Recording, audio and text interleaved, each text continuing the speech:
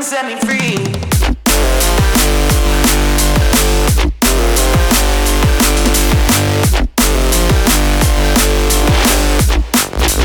Come and set me free.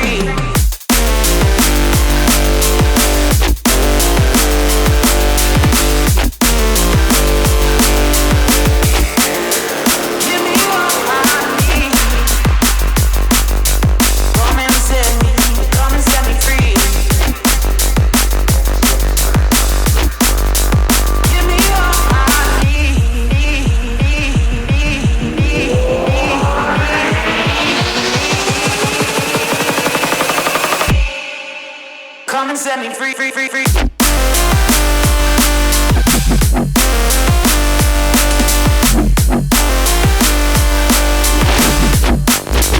Come and set me free.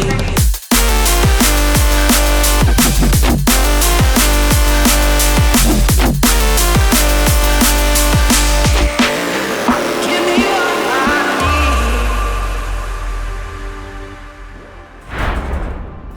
need. 54 racing prizes are brought to you by Southern Cross Alliance,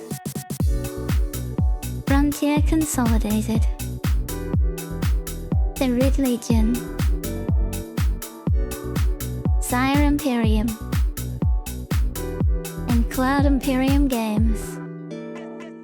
IDMA Crux prizes include first place C2 Hercules, second place F7CM Heartseekers, and third place Cutter Ramblers. AX2 prizes are first place SRVs, second place Heralds, and third place Hoverquads. AX3 prizes are first place Mercury Star Runners, second place Heralds, and third place Hoverquads. Icon prizes are first place 400 Eyes, second place Centurions, and third place STVs.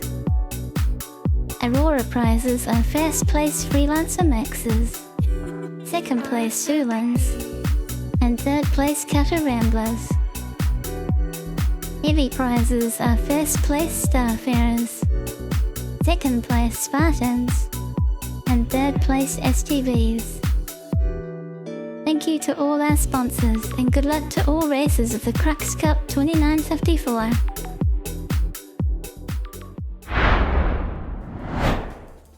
Oh, 7-star citizens. I was busy dancing just then, so I was a little bit confused when the time of the stream was going to start. But of course, I'm going to dance to Echobit's amazing playlist. Hope everyone's having an absolutely fantastic week. It is the month of racing. It truly, truly is the month of racing right now, and it is Crux Cup 2954 Open GP qualifying today, featuring some faster stuff later on today that we'll get to. I am joined by Puppet Juggernaut, and I am also, of course, joined by our glorious leader, the organizer to end all organizers, Echobit. Let's start with Echobit. How you doing? How you doing today? Doing good, feeling great. We've got such a lineup today, our biggest competition yet. 320 participants in the Crux Cup across all the races. More support than we've ever had before. We're excited to highlight them all. Thank you for coming to watch us today. Yeah, some fantastic sentiments there. Papa Juggernaut, how you doing? This is our first time really meeting in any sort of capacity, and we've got to commentate racing together.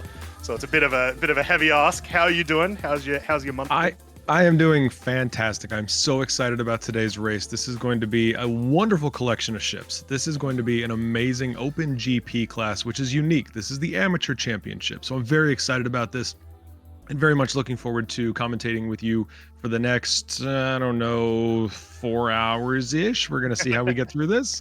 This is going to be a great time for all of us. We'll see if I stay awake during the second one. Well, maybe I'll fall asleep during some speed. I will digitally smack you. But yeah, you said it pretty much. Amateur is an interesting word because when we show you guys who's going to be participating in the Open, it is anything but amateur. Right? But they're bringing some very, very interesting ship choices for the Open, which is going to be a lot of good fun. I personally am just really excited to see a bunch of reclaimers slam into the side of some lovely looking Hurston buildings. I mean, we got the opportunity last week. I got to see a little bit of it. We got the opportunity to see some 890Js and some 400Is flying around the track. Papa, you were there to watch it. What was the experience like? How did last week go? That was a fantastic time. That's where you get to see the true lap of luxury flying around Hurston, which is an odd contrast to watch. You get to see the new Lorville 2.0, which is a little more elegant, a little more beautiful, but still it does not compare to the 890s and the 400s and the 600s and the Phoenix that were flying around the city. So it was a heck of a lot of fun, and I really, really enjoyed that. We had, as you said, some incredibly talented racers that were moving these giant behemoths of ships around the city of Lorville. So that was great. That was a lot of fun, and I'm looking forward to even more today.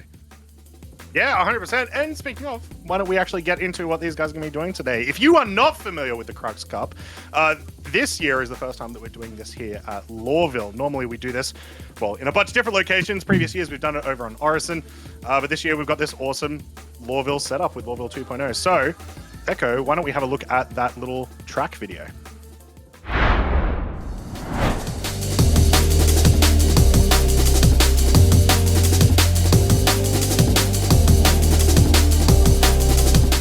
Welcome to Gold Dust, a spaceship endurance racetrack set around Lorville City. The start and finish line of the track is located right next to the CBD arm of the Hurston Dynamics Tower at this rectangle building, with a giant holographic Geisen sign in the middle. Take a left out of the start line and go under the Hurston Dynamics Tower. Exit the Hurston Dynamics Tower on the right and head for the next holo checkpoint building at the edge of the city. The next checkpoint is the tallest building in the distance.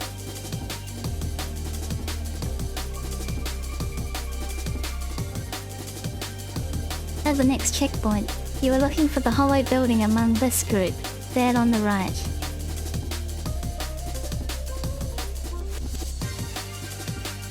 The next checkpoint is beyond and around this stack of buildings. This checkpoint is a sharp hairpin, so be careful and manage your G-forces. This completes the city circuit of Gold Dust at Lorville City. This track was made by Enza Racing for all Star citizens. Race together by visiting enzaracing.com.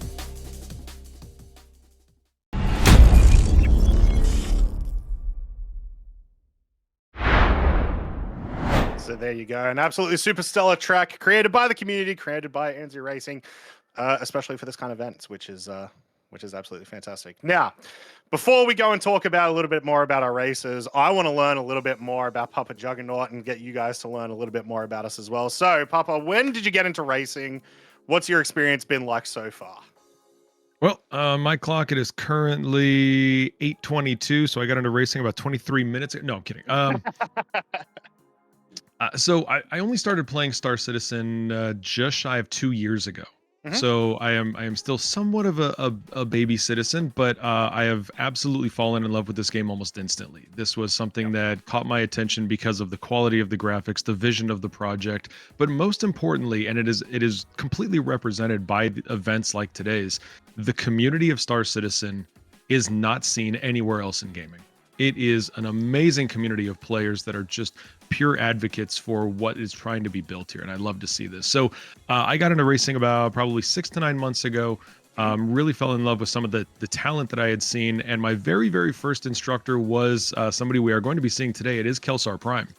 Kelsar got me into it, and he somehow, I don't remember, we went to Lorville and he said, well, why don't you just let's grab a razor and you're gonna do the time trials. And I was like, no, I don't care, I don't want to.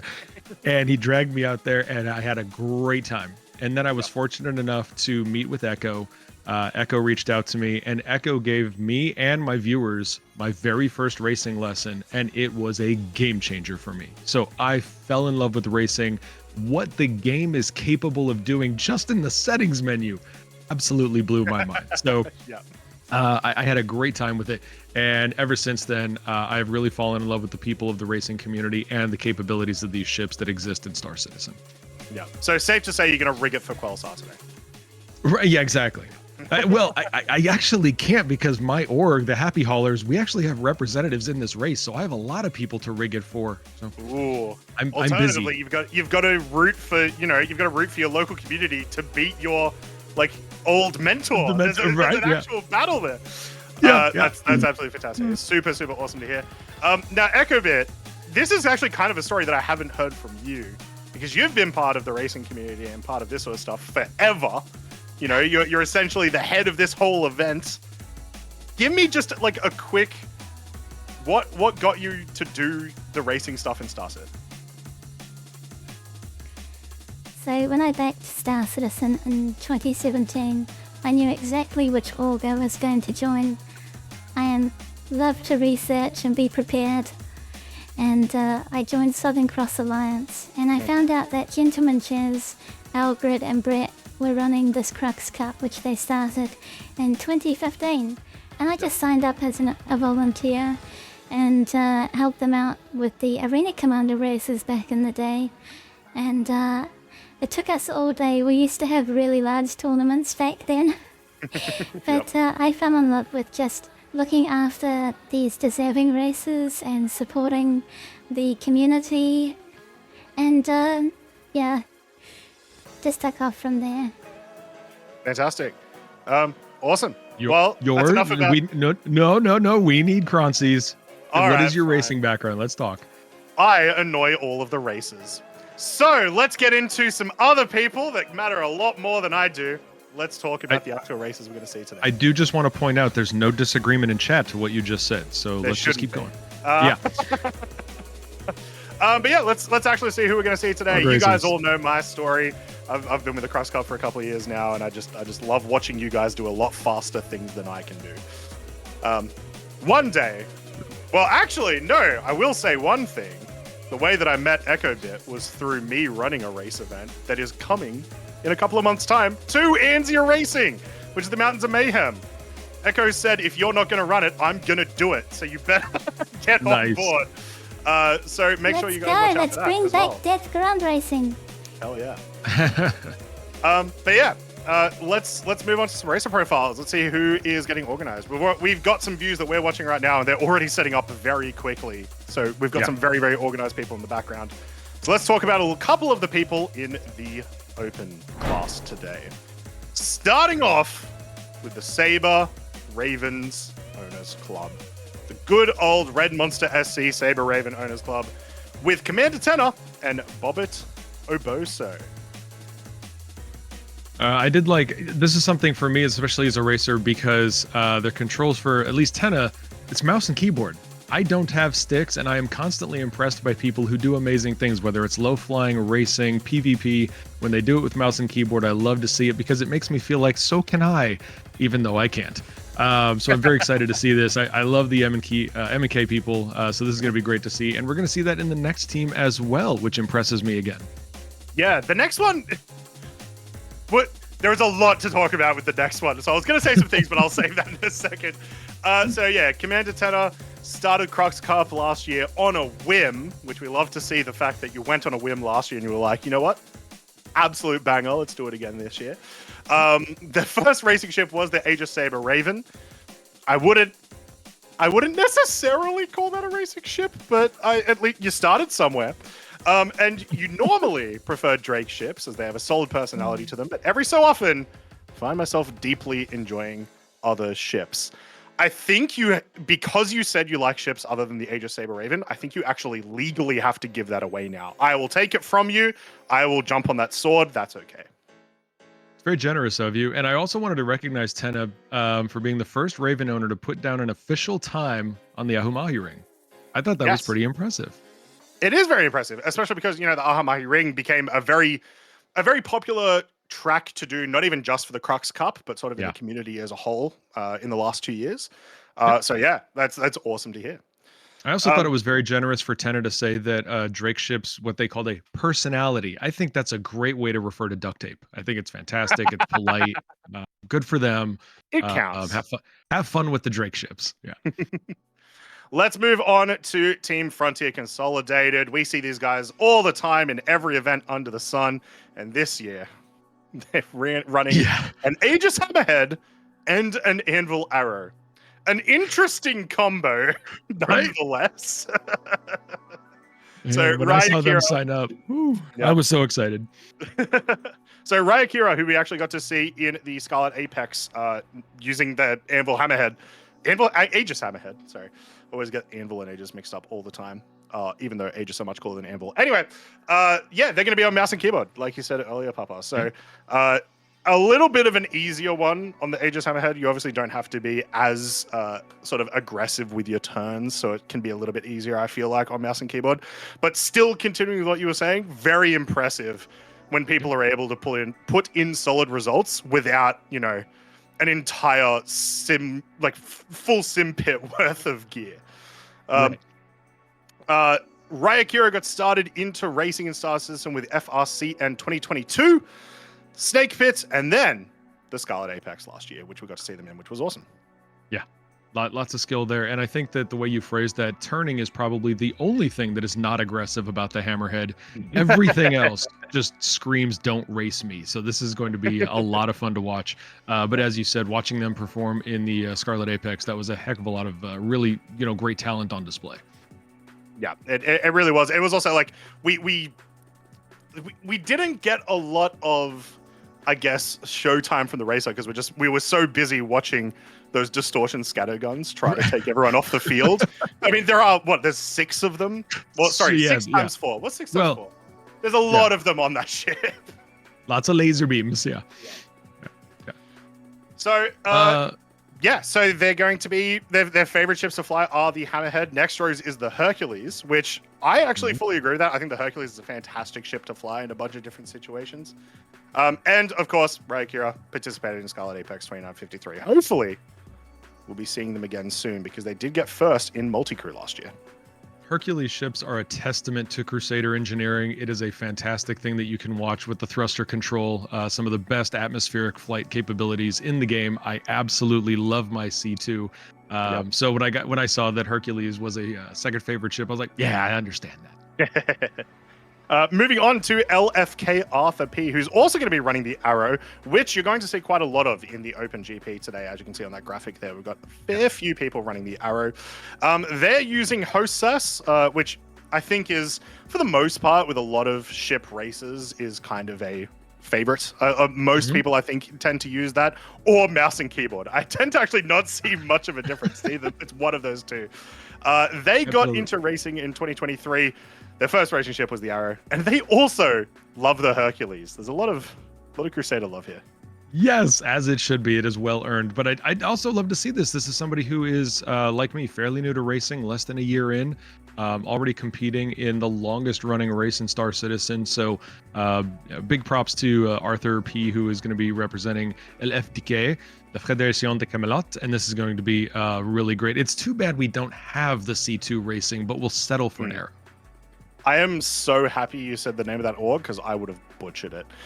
Next up, we have a team that a lot of people in our community are going to be very familiar with. Sanguis Luna with Paper Hands and Quelsar running the Anvil Arrows. Now, you talked a little bit about Quelsar before, so I'll let you handle this one. I think, honestly, I was going to let this whole thing we should turn it over to Gerbo and just let Gerbo talk about Quelsar for a while, but I think that might get too negative and we would have terms of service violations. But Quelsar is also running a host sauce setup. He's got joystick and throttle. If he's, for Paper Hands, I did like this. When and how did you get into racing in Star Citizen? Paper Hands just simply said, Dunk. That was the end of that answer. Yeah, got recruited. Yep. Quelsar, I started racing about 3 years ago in Arena Commander and later in community racetracks and events from Anzia Racing, XGR, and ground racing with Atmo Esports. I think for anybody who knows racing, they have seen Quelsar do something somewhere sometime and just truly kind of a pinnacle of the racing community. Right. Yeah, exactly. Yep. You can't avoid Quelsar. So it was fun. But Quelsar's first racing ship, I think this is in common with a lot of folks, started off with the Mustang. Not uncommon. I do not like the Mustang. I truly don't. I didn't say you had to like it. I said a lot of people started with it. Why are you picking fights already? Because then I hate the players. That's how it just works. No, I don't know. It's an okay ship. But like, come on, guys, you got to choose a better first racing ship, surely. But they don't know any better. He chose, and then he learned, and then life went on. Okay, so look, you're gonna start stuff with Mustang folks. I'm gonna pick on the Drake people, and the event will continue on as it should be. Everyone's first racing vehicle should be the C2 Hercules. That's what I've learned today. That's right. Favorite ships to fly. Paper Hands was talking about just medium fighters in general. For Kelsar, it's the Razor. And like I said, when Kelsar recruited me into racing and gave me that very first lesson right here in Loreville, it was with the Razor. So I completely understand that. Yeah, 100%. All right. Also, I've found myself, I keep saying Crucian's catchphrase, the 100%. I'm going to try to stop doing that. Next up, we'll move on to Rossix and Corvax from the 7.7s with the Origin 315Ps, which is going to be a nice little change of pace here. As you can see, very different from the rest of the open class. We don't have any more information about them. So, chat, you let us know if you're rooting for the 7.7s, because it's two weird vehicles. It's going to be an interesting one to watch for sure. Well, what I'm looking forward to with this is that we get a little bit of a throwback to the luxury GP class. We've got some Origin ships that are flying. So, it's going to be a nice little bit of a contrast, like you said, not just in ship type, but also in ship quality and ship appearance. We're going to see some luxury racing as the Origin 315P flies around this track. We're going to see how it holds up against those other small ships like the Arrow. So I'm very excited about that stuff. And then certainly 7.7s, I think we all know, or at least many of us know, of that particular org. So this is going to be a good piece of the racing pie here. Yep. Next up, we have the Missile, which is just honestly the best name for a racer of all time. They're going to be operating an Avenger Titan for Blue Star Transport. They're going to be on HOTAS. And the thing that they wanted us to know was that they actually meant to enter the M50 in the Pro GP, but they moved to a new apartment around the time signups opened and forgot to register. Well, I'm still very glad that you managed to register for the Open and that we're still going to get to see you. I don't imagine you'll be going as fast as an M50 does, but hopefully we get to see at least the skill of an M50 pilot around in the Open. Yeah. So good luck, the Missile. Yeah, that's going to be great. And I'm also very happy to see, because the Titan, for some of us, the Titan was my starter ship in the game. So to see that as a racer, I'm very happy to see that. It's a nice piece of nostalgia for me. Yeah. Echo, what was your first racing? Not first racing ship. What was your first ship? First ship, yeah. My very first ship that got me to pledge to the game was the Aegis Redeemer. It was the most anime-looking ship, and I had been holding back for the longest time. And I'm like, I love those Nutcracker engines. They are so Gundam. I need that ship. Absolutely. Oh my gosh, your first ship is a Redeemer. Oh my god. I've heard weird. That is the weirdest starter ship I've ever heard. That is fantastic. I feel like the only way that it's weirder is like, oh, my first ship. Well, so I bought a Javelin as my first one. Right. Yeah. My first ship was the Legatus package, and it was a lot of fun to move through. Yeah. All right, let's keep going. Let's go into my basket, who's going to be representing the Black Star Initiative and flying a Freelancer Miss is going to be interesting to watch. Yeah, this is not Scarlet Apex. Yeah, exactly. I was going to say, unfortunately, we're in an armistice zone for essentially the entirety of this race, so we're not going to see any of those missiles going out, right? I hope not. But BSI, another absolutely huge org that we do see in all of these competitions. So you've got a large amount of org members to live up to, Basket. They're going to be on HOTAS. They got into racing last year before one of the wipes. Don't know which one in particular. I imagine before 318. That was the main one. And their first racing ship was the Nox, and that I can appreciate. I love a little bit of it's Gravlev, but it's ground racing. I love some ground racing. Go on, Croncy. Read the next line. Favorite ships to fly. What's Basket's favorite ship to fly? I don't see anything put there. Their claim to their favorite ship to fly is a Mustang. I have just gotten word that they have left the competition due to my remarks. No, not at all. And their claim to fame is that they're an SC veteran. It's always nice to see people here who have been, participating in this community for longer than some people in the community have been alive at this stage, I would imagine. So, awesome to see. True. Yeah. All right, let's move on to next, Turbo. Yes, Turbo Corporation. Zorion flying an 85X, also Origin, which is nice. I love seeing the luxury ships. Piloting with 2 VKB Gladiators. So I think that this is somebody who is very invested in their racing capabilities and flight in general. But Zorion's going to have a very interesting race today. Their first ship, we got to talk about it. 350R, sticking with that luxury class, and I love to see that. 300 series was my first upgrade of the launch vehicle, and now I hardly use the series in game situations. Yeah, it's such a cool ship, but it doesn't have many practical uses, unfortunately. But luckily, in events like these that we do, we can make them relevant, and we can say, you know what, we're going to do a 350R race or something like that, which I've been really enjoying. And also, a thing I do just want to mention, we're also going to get to do that when private lobbies come in 323. Oh my god. Anyway. So true. We're very excited about that. Yeah. I like the honesty of this, though. Question was asked, anything else we should know? The answer was, that's all. Very, very bold and up to the point right there. So that was great. Love to see it. All right, let's move on to the Aurora class. The Aurora class is one of my personal favorites to see because it brings everyone down into, a bit more of a... it's a lot more competitive than the Open is because everyone's speeds are a lot closer. And we often see some of the best racers in Star Citizen go into the Aurora class. So starting off with, from Chordata Racing, Wahots and Red Wolfwood in the Aurora MRs. Going to be beautiful.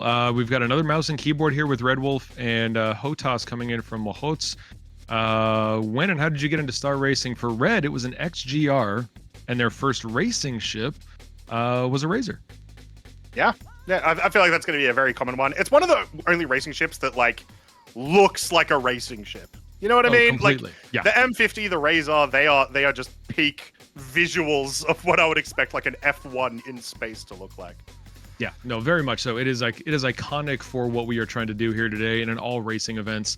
This is something that's going to be great. The next thing, however, I don't understand these people. I don't understand this person. I don't know what the hell Red's talking about. Favorite ship to fly, Drake. And racing ships. The racing ship part I get. Why would a Drake be your favorite? I don't get you. Get help. All I'm telling you. Man, we just lose 80% of our viewers. That's crazy. So next up, they're sticking around here. No, they're sticking around here to yell at me in chat. Genius. Next up, we have Frontier Consolidated again, but this time, obviously, in the Aurora division with Professor Decoy and Loud Guns. And we're actually going to have a perspective of Professor Decoy today, which is going to be very interesting. True. So Professor Decoy with 2 joysticks and pedals. Pedals I always find a little bit overkill, but when you're that good of a racer, 100%, slap it on.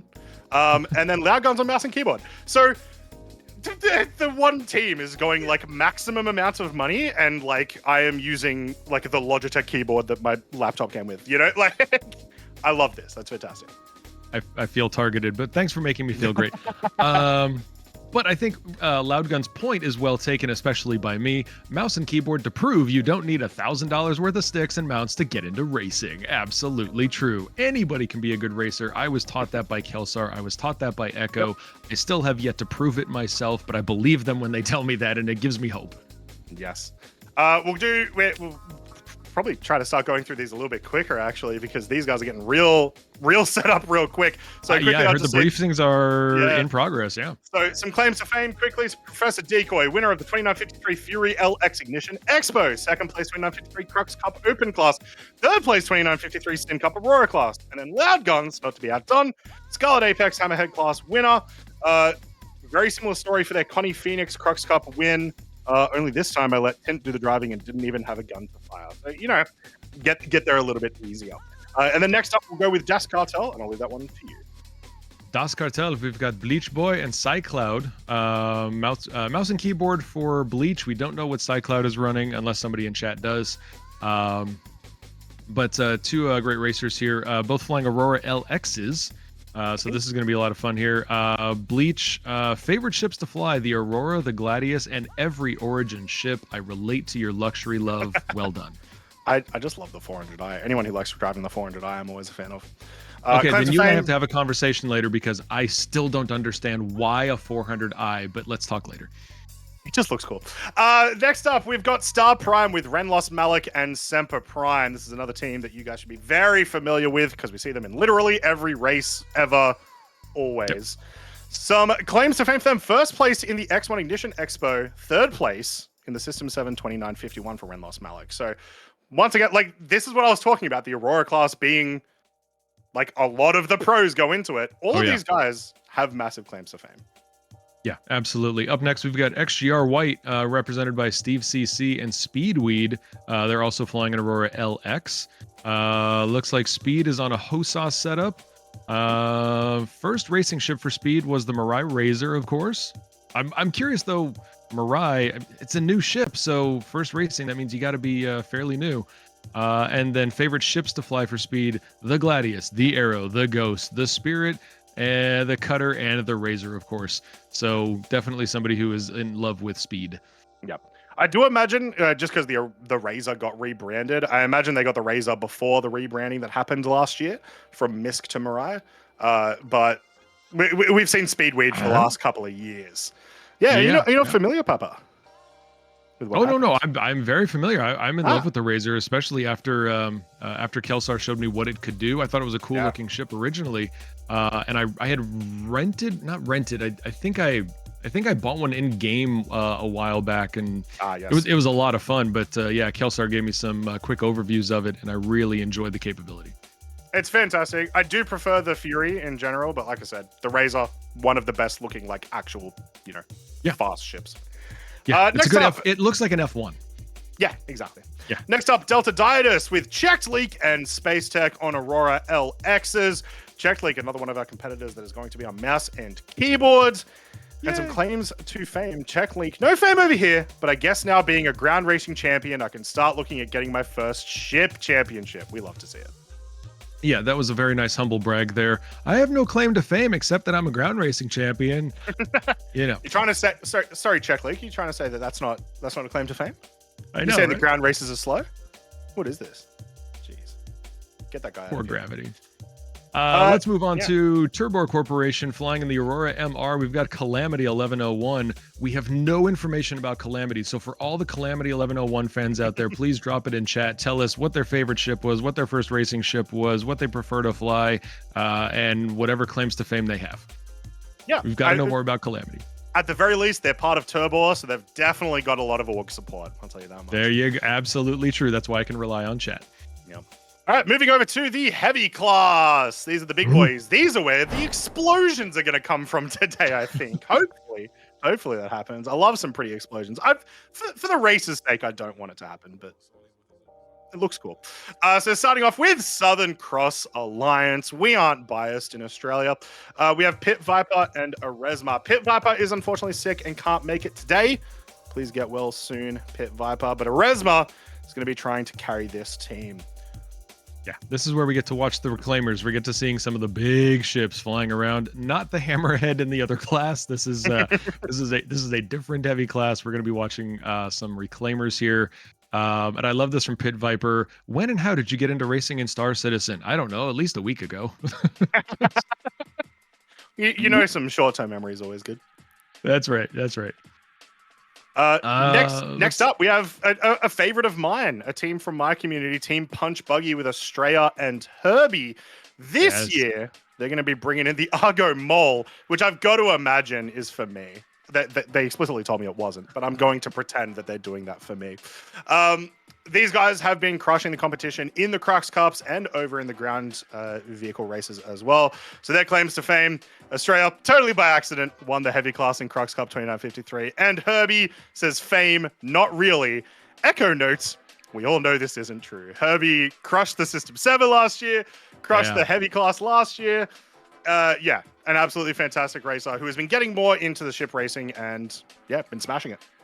Yeah, recently Herbie is definitely a cornerstone of the racing community, so we love to see Herbie out there, especially flying something like the Mole. Again, just watching this heavy class is going to be highly entertaining. If you guys are lucky enough to be in chat live right now, I really hope you enjoy this. Make sure you drop whatever puns and terrible jokes you've got for this, because we're watching some big old boys fly around a very tight race. This is going to be great.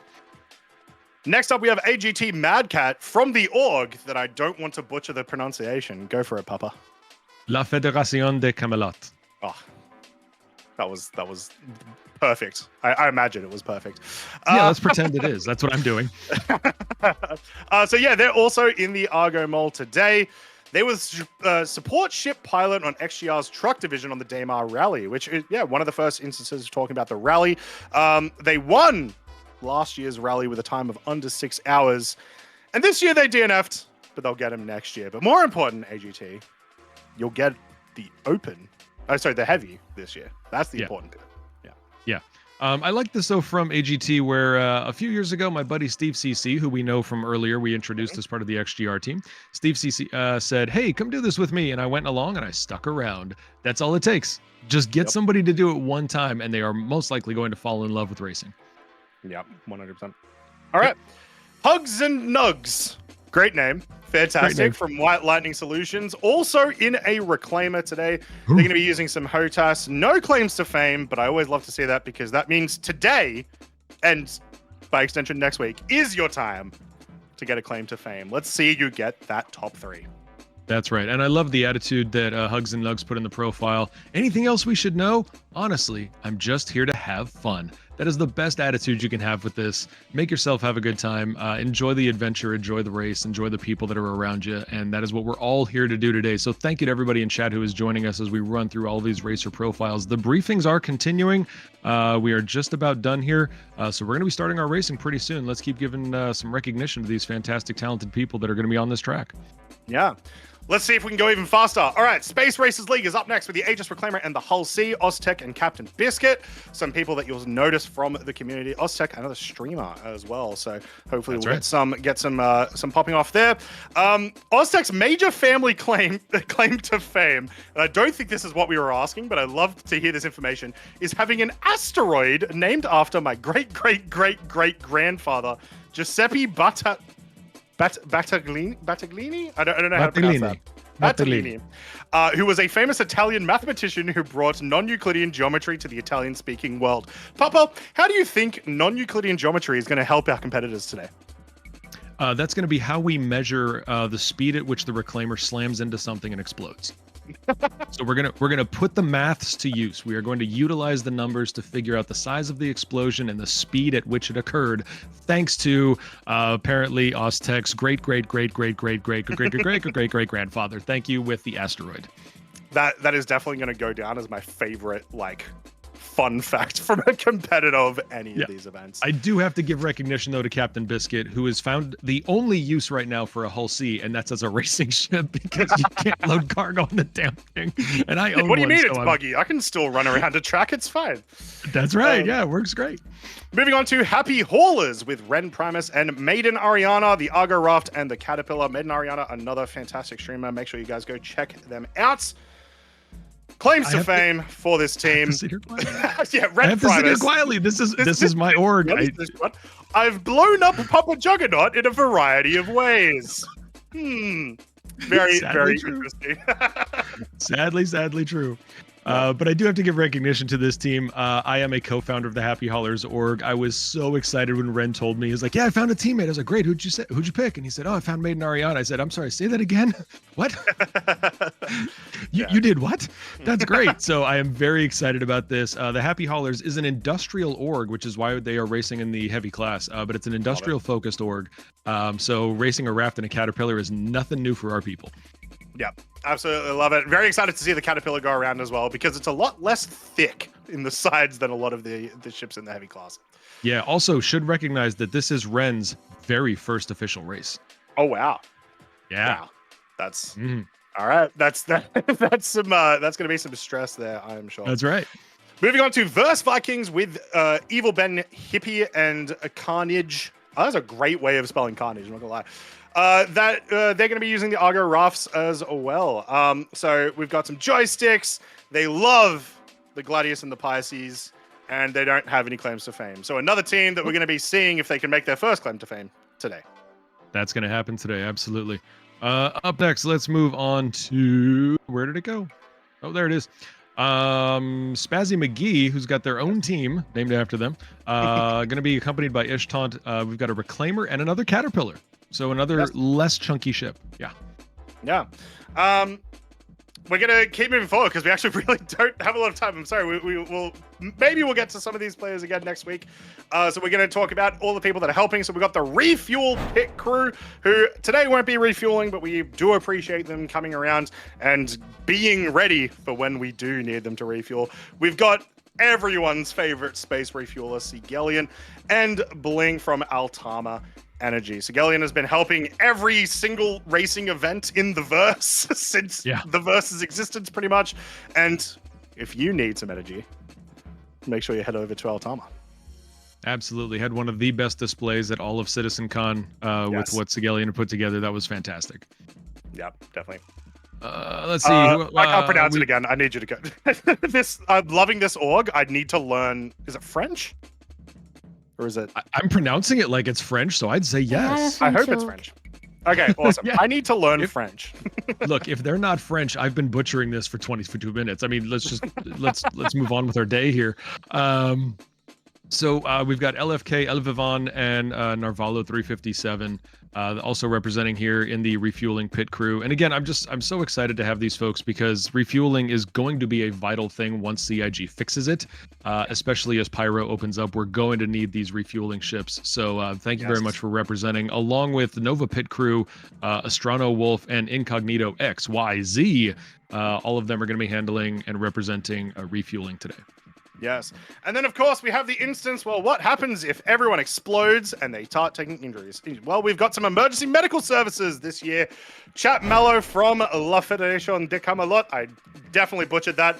We have Lord Nidor and Hydor 112 from FRC and Rapid.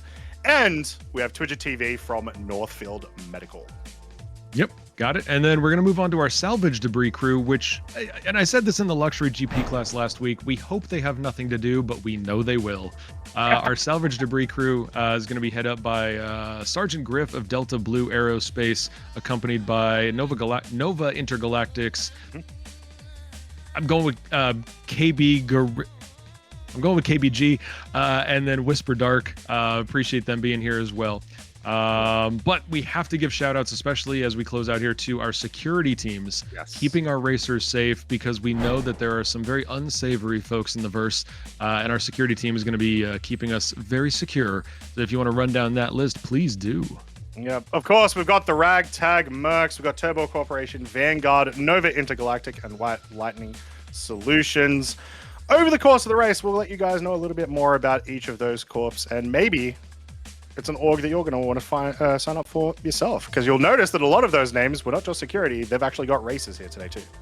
Yeah, absolutely. And if you see a logo of somebody that you're interested in learning more about, all of these orgs can be checked out on the RSI website. So if you're looking for a great org that lines up with your passion in the game, go ahead and check out the website. Go find these orgs, because they are obviously a big part of this community and they love to support in-game events. And those are the people that we love to support. Yeah, I do have to say I'm a little bit disappointed that we're not going to be seeing any Javelins or Idrises protecting us today, but soon. All right. We do have a Hammerhead and a Freelancer Miss on track, so we'll see if they need to get called in as backup. True. Oh, lovely. There we go. Ekibit's way ahead of me. Here we go. We're on. There we are. Everyone's getting ready. That Hammerhead is large. I always forget just how big it is, and then you put it next to an arrow. Yeah. Right. Oh, that looks great. So that'll be the Hammerhead that Ryokira is piloting, and we already know that they can do a very, very decent job, as we got to see last year. We were talking about during the Scarlet Apex, but this is a different beast. You can't rely on your turret gunners to win this one, unfortunately. Very true. Are we looking at a Hammerhead in the Fortuna paint? It looked like it was. I believe it was, yes. Yeah, this is one of my favorite parts of the racing.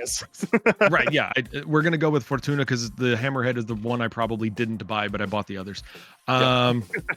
So this is one of my favorite parts of the race, though. As we get to check out the field here, we're seeing all the different paint choices that the orgs have made. And I think that this is one of the best parts of it. You can start to identify, there's a little bit of overlap, but you can start to identify racers as they fly around the course in their chosen colors. We all know that certain orgs have certain colors. So this is going to be a great time. We're seeing a lot of cosmetic butchery here with CIG. The way that these ships have appeared on this grid makes it go faster. The more holes you have, exactly. It's a little more aerodynamic. Yeah. They're called speed Swiss cheese. Yes. So one of the big things is, well, what the hell actually is going on here? What are these guys doing? How does this race work? This is not your typical regular, you have X amount of laps to do and whoever gets to that lap finishes. The way that we do the Crux Cup, and by extension a couple of our other events, is our competitors have 1 hour to complete as many laps as they possibly can. Today, because it is qualifiers, in our open class, they just need to finish a lap. Now, they're obviously going to be trying to go for the fastest lap times, trying to get themselves some more practice for next week, all that sort of stuff. But that's basically where we're at today. When we get later in the day, once we have a little break later on and we get into the... my brain is not working. No. Your Pro brain GP, is done. when we get into the Pro GP... Okay. They will actually have a time that they have to beat in order to qualify. Yes. So it's a little bit more casual here in the OpenGP, but you're going to get a good idea of what we're going to end up seeing next week. Absolutely true. And this is going to be, we're starting to see some movement here. Yep, sounds like it is formation lap is about to start. Yeah, it looks like we are getting underway. We are still at nighttime here in Lorville, so we're not going to see any of these... we're going to see the beautiful lights of Lorville. That is one of the best parts of Lorville 2.0, is that as we get this formation lap started, we are going to be seeing everything lit up in the gold lighting, which I am personally in love with as a black and gold representative. Yep. But it looks like we are getting very close here. Engines are starting, everybody. We just got the update from Noise Maze. Engines are starting, and look at that overhead view. We've got all of our racers. I love that. I love seeing how this community comes together in one place for one big event. There we go. It's fantastic to say. Ecobit, how many members did we have again over the course of the entire Crux Cup, races and organizers combined? 320 participants, this Crux Cup racing series. An overwhelming support from the community. We're so grateful you're all here.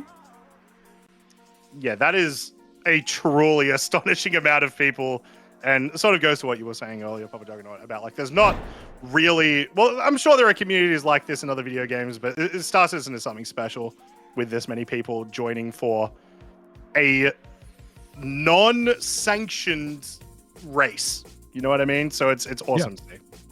No, absolutely. This is, certainly there are games with bigger communities. There are games with larger, teams and things like that. But I've never seen the positivity and support that I've seen in Star Citizen. So this is just a representative of that. Yeah, definitely. So it sounds like our heavies are on their formation lap. What do you think we're going to see today, Papa? You've seen some of the names. Some our community might be familiar with, some maybe not. Who do you think is going to take it today, as in the fastest lap, not necessarily the most amount of laps? Who's going to take it for the fastest lap in the heavy class? We'll start off with. I think that I have to speak from optimism here, and our fastest laps, our fastest times are going to be coming from the mouse and keyboard racers. Whoever it may be, I'm not going to pick a favorite, but I think it's going to be a mouse and keyboard representative who shows the world what it means to do things on a budget. And that's kind of the beauty of the OpenGP classes. We're looking at the people who, this may be their first race, this may be their 20th race, but this is the group of people that came together and said, I want to race my favorite ship, and they got together today. So where this comes out in terms of time, I don't know. I mean, we're staring at an Aurora right here. Not entirely sure where those things are going to end up. Let me put it this way. I don't think the fastest time is going to come from Hammerhead. I'll just... That's reasonable. Call me psychic. I feel like that's reasonable. You could call my 800 number and I'll give you predictions. It is definitely going to be probably not the Hammerhead, probably not the Reclaimers. But I think that, for the individual classes, I'm really excited to see, especially the Aurora class, because that's all one ship type. Yeah. So I think that's going to be extra competitive and extra fun to watch. Yeah, it definitely will. I think in terms of the heavy class, I've been told that there's some interesting interactions, all completely deliberate and stuff, but there's some interesting interactions that some of our other competitors might not be aware of with the mole that should be able to get them some pretty solid laps today and some very, very solid race times and amount of laps next week. So I'm rooting a bit for the mold, not just because I love the mold, but I think there's probably something a little bit to it. And it looks like, as far as I can tell, we're about to start. I think this is the Aurora and the Open class now doing. Sorry, the Aurora and the. My brain keeps breaking today. We did get updates from Noisemaze saying that all classes are now on the formation lap, which you can now see on screen, everybody. Everybody's moving. When we get to that overhead view again, everybody, that's going to be a great way for you in chat to keep track of sort of a Where's Waldo of where the racer or racers that you are trying to support in today. And please make sure if you guys are in chat, show support for your favorite racer or racing team. Drop their names in chat. Keep the emotes going. Make sure that you keep the hype going because we know that they're getting fed this fuel. So there we go. We've got some turns going on now. I'm watching a feed, which there's a little bit of a delay on, but this is amazing because we get to see this happen at night for this 1 hour race. This is an endurance race and it's going to be a good time. Yeah, I'd be curious to know what time in the day cycle exactly we started. I imagine, though, when you are at Hurston, it is about an hour for the most part that it takes for nighttime to go through. So I imagine we will see some daytime racing today, but the question is, when's that going to pop up? Because that's also going to be a lot easier for some of our competitors. Luckily, Hurston is a lot more lit up than it used to be. It is a little bit easier to see our checkpoints than it may have been in the past, possibly. So that's definitely going to help our competitors not end up accidentally ramming into the sides of walls. But because there's a bunch of reused assets, a bunch of reused towers and stuff, with just lighting alone, it can still be a bit of an issue. No, absolutely. We're covering, in some cases on this track, on the Gold Dust track here created by Enzia Racing, we've got some very tight hairpin turns, which is going to be really fun to watch some of these heavy ships fly around. I am curious to see a hammerhead come through some of these buildings. We're not going around, we're going through buildings. So when you get these really long ships, it's going to be, precision turning. You've got to go really wide, go in and then go straight. And then you've got these long straightaways. But when you're staring at a field of gold lights, sometimes it becomes an issue of which one do I turn on? So, it's going to be an interesting time. I can see here on our delayed feed that we've got the hammerhead flying through. So these formation laps are going to be coming to an end soon. We're already green to go. Our players are already getting their laps on. One important thing that we've already noticed is paper hands with our first explosion of the day in the Anvil Arrow. Now, luckily, they have the opportunity to go and get another one and try for their laps again. But Krolsar is going to be our first person across the finish line with a 2:14 in the Arrow, which means they qualify. They can come and join us next week. But they're going to be our second lap. We've got our second lap finished from Turbor Corporation, third from La Federación. It is Zorion. Arthur has come in. Nextro has just completed their first lap. So we've got 4 finishers already that have just qualified and all under 3 minutes. Yes. And all arrows. All arrows, we must point that out. All arrows. Yeah, we were talking about that we saw a bunch of arrows in the open class, and it seemed like they knew something solid for this race at the very least. Next to follow our arrows, there are our 2 Saber Ravens from the Saber Raven Owners Club, Tenor and Bobbit. Yeah. They've just completed theirs, also under 3 minutes, and that's going to close out our 3-minute timers right there. For the open class, we've got 2:59.55 as our highest sub 3-minute timer there, and that did come in from Bobbit with a Saber Raven Owners Club. And now we've got an Avenger Titan, my starter ship, yay! Blue Star Transport, it is the Missile 317 coming in. So this race is coming together real quick, real nice. Yeah, definitely a solid. I feel like it's a very solid time for an Avenger Titan versus like an Arrow, right? Like really only a minute difference between the fastest Arrow on the first lap and the Avenger Titan. So while it's going to be maybe a little bit hard for them to compete next week, they're going to have a shot. And I imagine the Titan has much better fuel economy than the Arrow does. But yeah, we'll see what happens next week. That's an interesting point. I think we're going to definitely see that come into play when we've got the heavies rolling around. The fuel management and flying style is going to be really interesting to see how teams choose what they do. Are they going to fly constantly aggressive? Are they going to be boosting from start to finish every time they hit a straightaway? To watch those kinds of decisions from a team can really make or break a race. Yeah. Krolsar picking up on that first lap, changing it to a 2:06. So I believe that's a 7-second roughly, or 5 math seconds. 7-second improvement on their previous lap time. So well done, Quelsar. We've also had our first couple of Auroras complete their first laps. Professor Decoy currently leading the Aurora times with a 3:59. So just barely sub 4 minutes. Yeah, lots of Auroras coming in now. And the Hammerhead has crossed the line. Raikira from Frontier Consolidated crossing the line in 4 minutes and 40 seconds, followed by another Aurora. So we can technically say that an Aurora and a Hammerhead were finishing in nearly the same time, and we're not making that up. They are as good a ship as each other. That's so right. if you're looking to buy a Hammerhead, Auroras are cheaper. Just buy an Aurora. Same function in game. It's all no differences. Yeah, whatever you're looking for. We've got more Auroras finishing here. Calamity has just crossed. Renlos Malky has just crossed. Loud Guns has just crossed. So, we're okay. So we're now in the 5-minute timers here. Yeah, people finishing their first laps. We also have our top 4 finishing their second laps. Kelsar, Zorion, Nextro, and Arthur P. Yep. All of those arrows as well that we just mentioned, their second lap was indeed faster than their first. So it's probably going to take them a couple of laps to get used to it all, as well as there is something to be said about even in the formation lap, you can still feel very, very close to everyone, and you need that little bit of extra space to get your fastest times. Paper Hands rejoining, so we're going to get their first lap hopefully soon. There we go. We'll be rooting for you to get a lap time in. Yeah. Thank you to our race director, Tint, for these updates. We do appreciate them. It does help.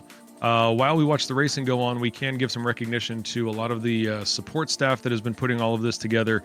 Certainly our very own Echo Bit from Southern Cross Alliance and the presiding officer of Anzia Racing. Thank you, Echo, for everything that you were doing for our race today. See, on our feed, I'm seeing the... everyone's having fun. Me too. I think we're all hoping you're having fun, especially in the open. It's still competitive, of course, but it's certainly the class that you go to if you want to be a little silly, Yeah. This is where you get to see some really interesting competitions. And as we've already talked about, the Hammerhead and the Arrow finishing within seconds of each other. So you're only going to find that in the OpenGP class. Yeah. Just also want to mention Quelsar, lap number 3, once again, finishing not finishing faster, sorry, their third lap was slower, I have misread that, but still a 2 minutes and 6 seconds feels pretty solid. We'll see if they can push that to a sub 2 minute. They don't need to, but it is very much about trying to get that extra practice in a live racing environment before next week. What I'm really looking forward to, though, is that, we've had our first 5 complete their second lap. We're now moving on to our third lap. We've got our first 4. So far, we have not seen a change in that was rough.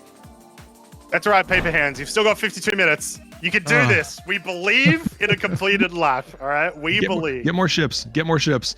Yeah. Everyone just stop racing and go grab some more arrows. It'll be fine. Right. But as I was saying, I am really looking forward to seeing if we see a change in the rankings. So far, our top 5 have stayed in the consistent rankings. First is first, second is second, third is third. I would love to see somebody do some overtaking here. But all of them, even now our top 6s are racing sub 3 minutes. So these laps are continuing to increase as the racers become more comfortable with today's conditions. Or I should say tonight's conditions. We're still in the dark.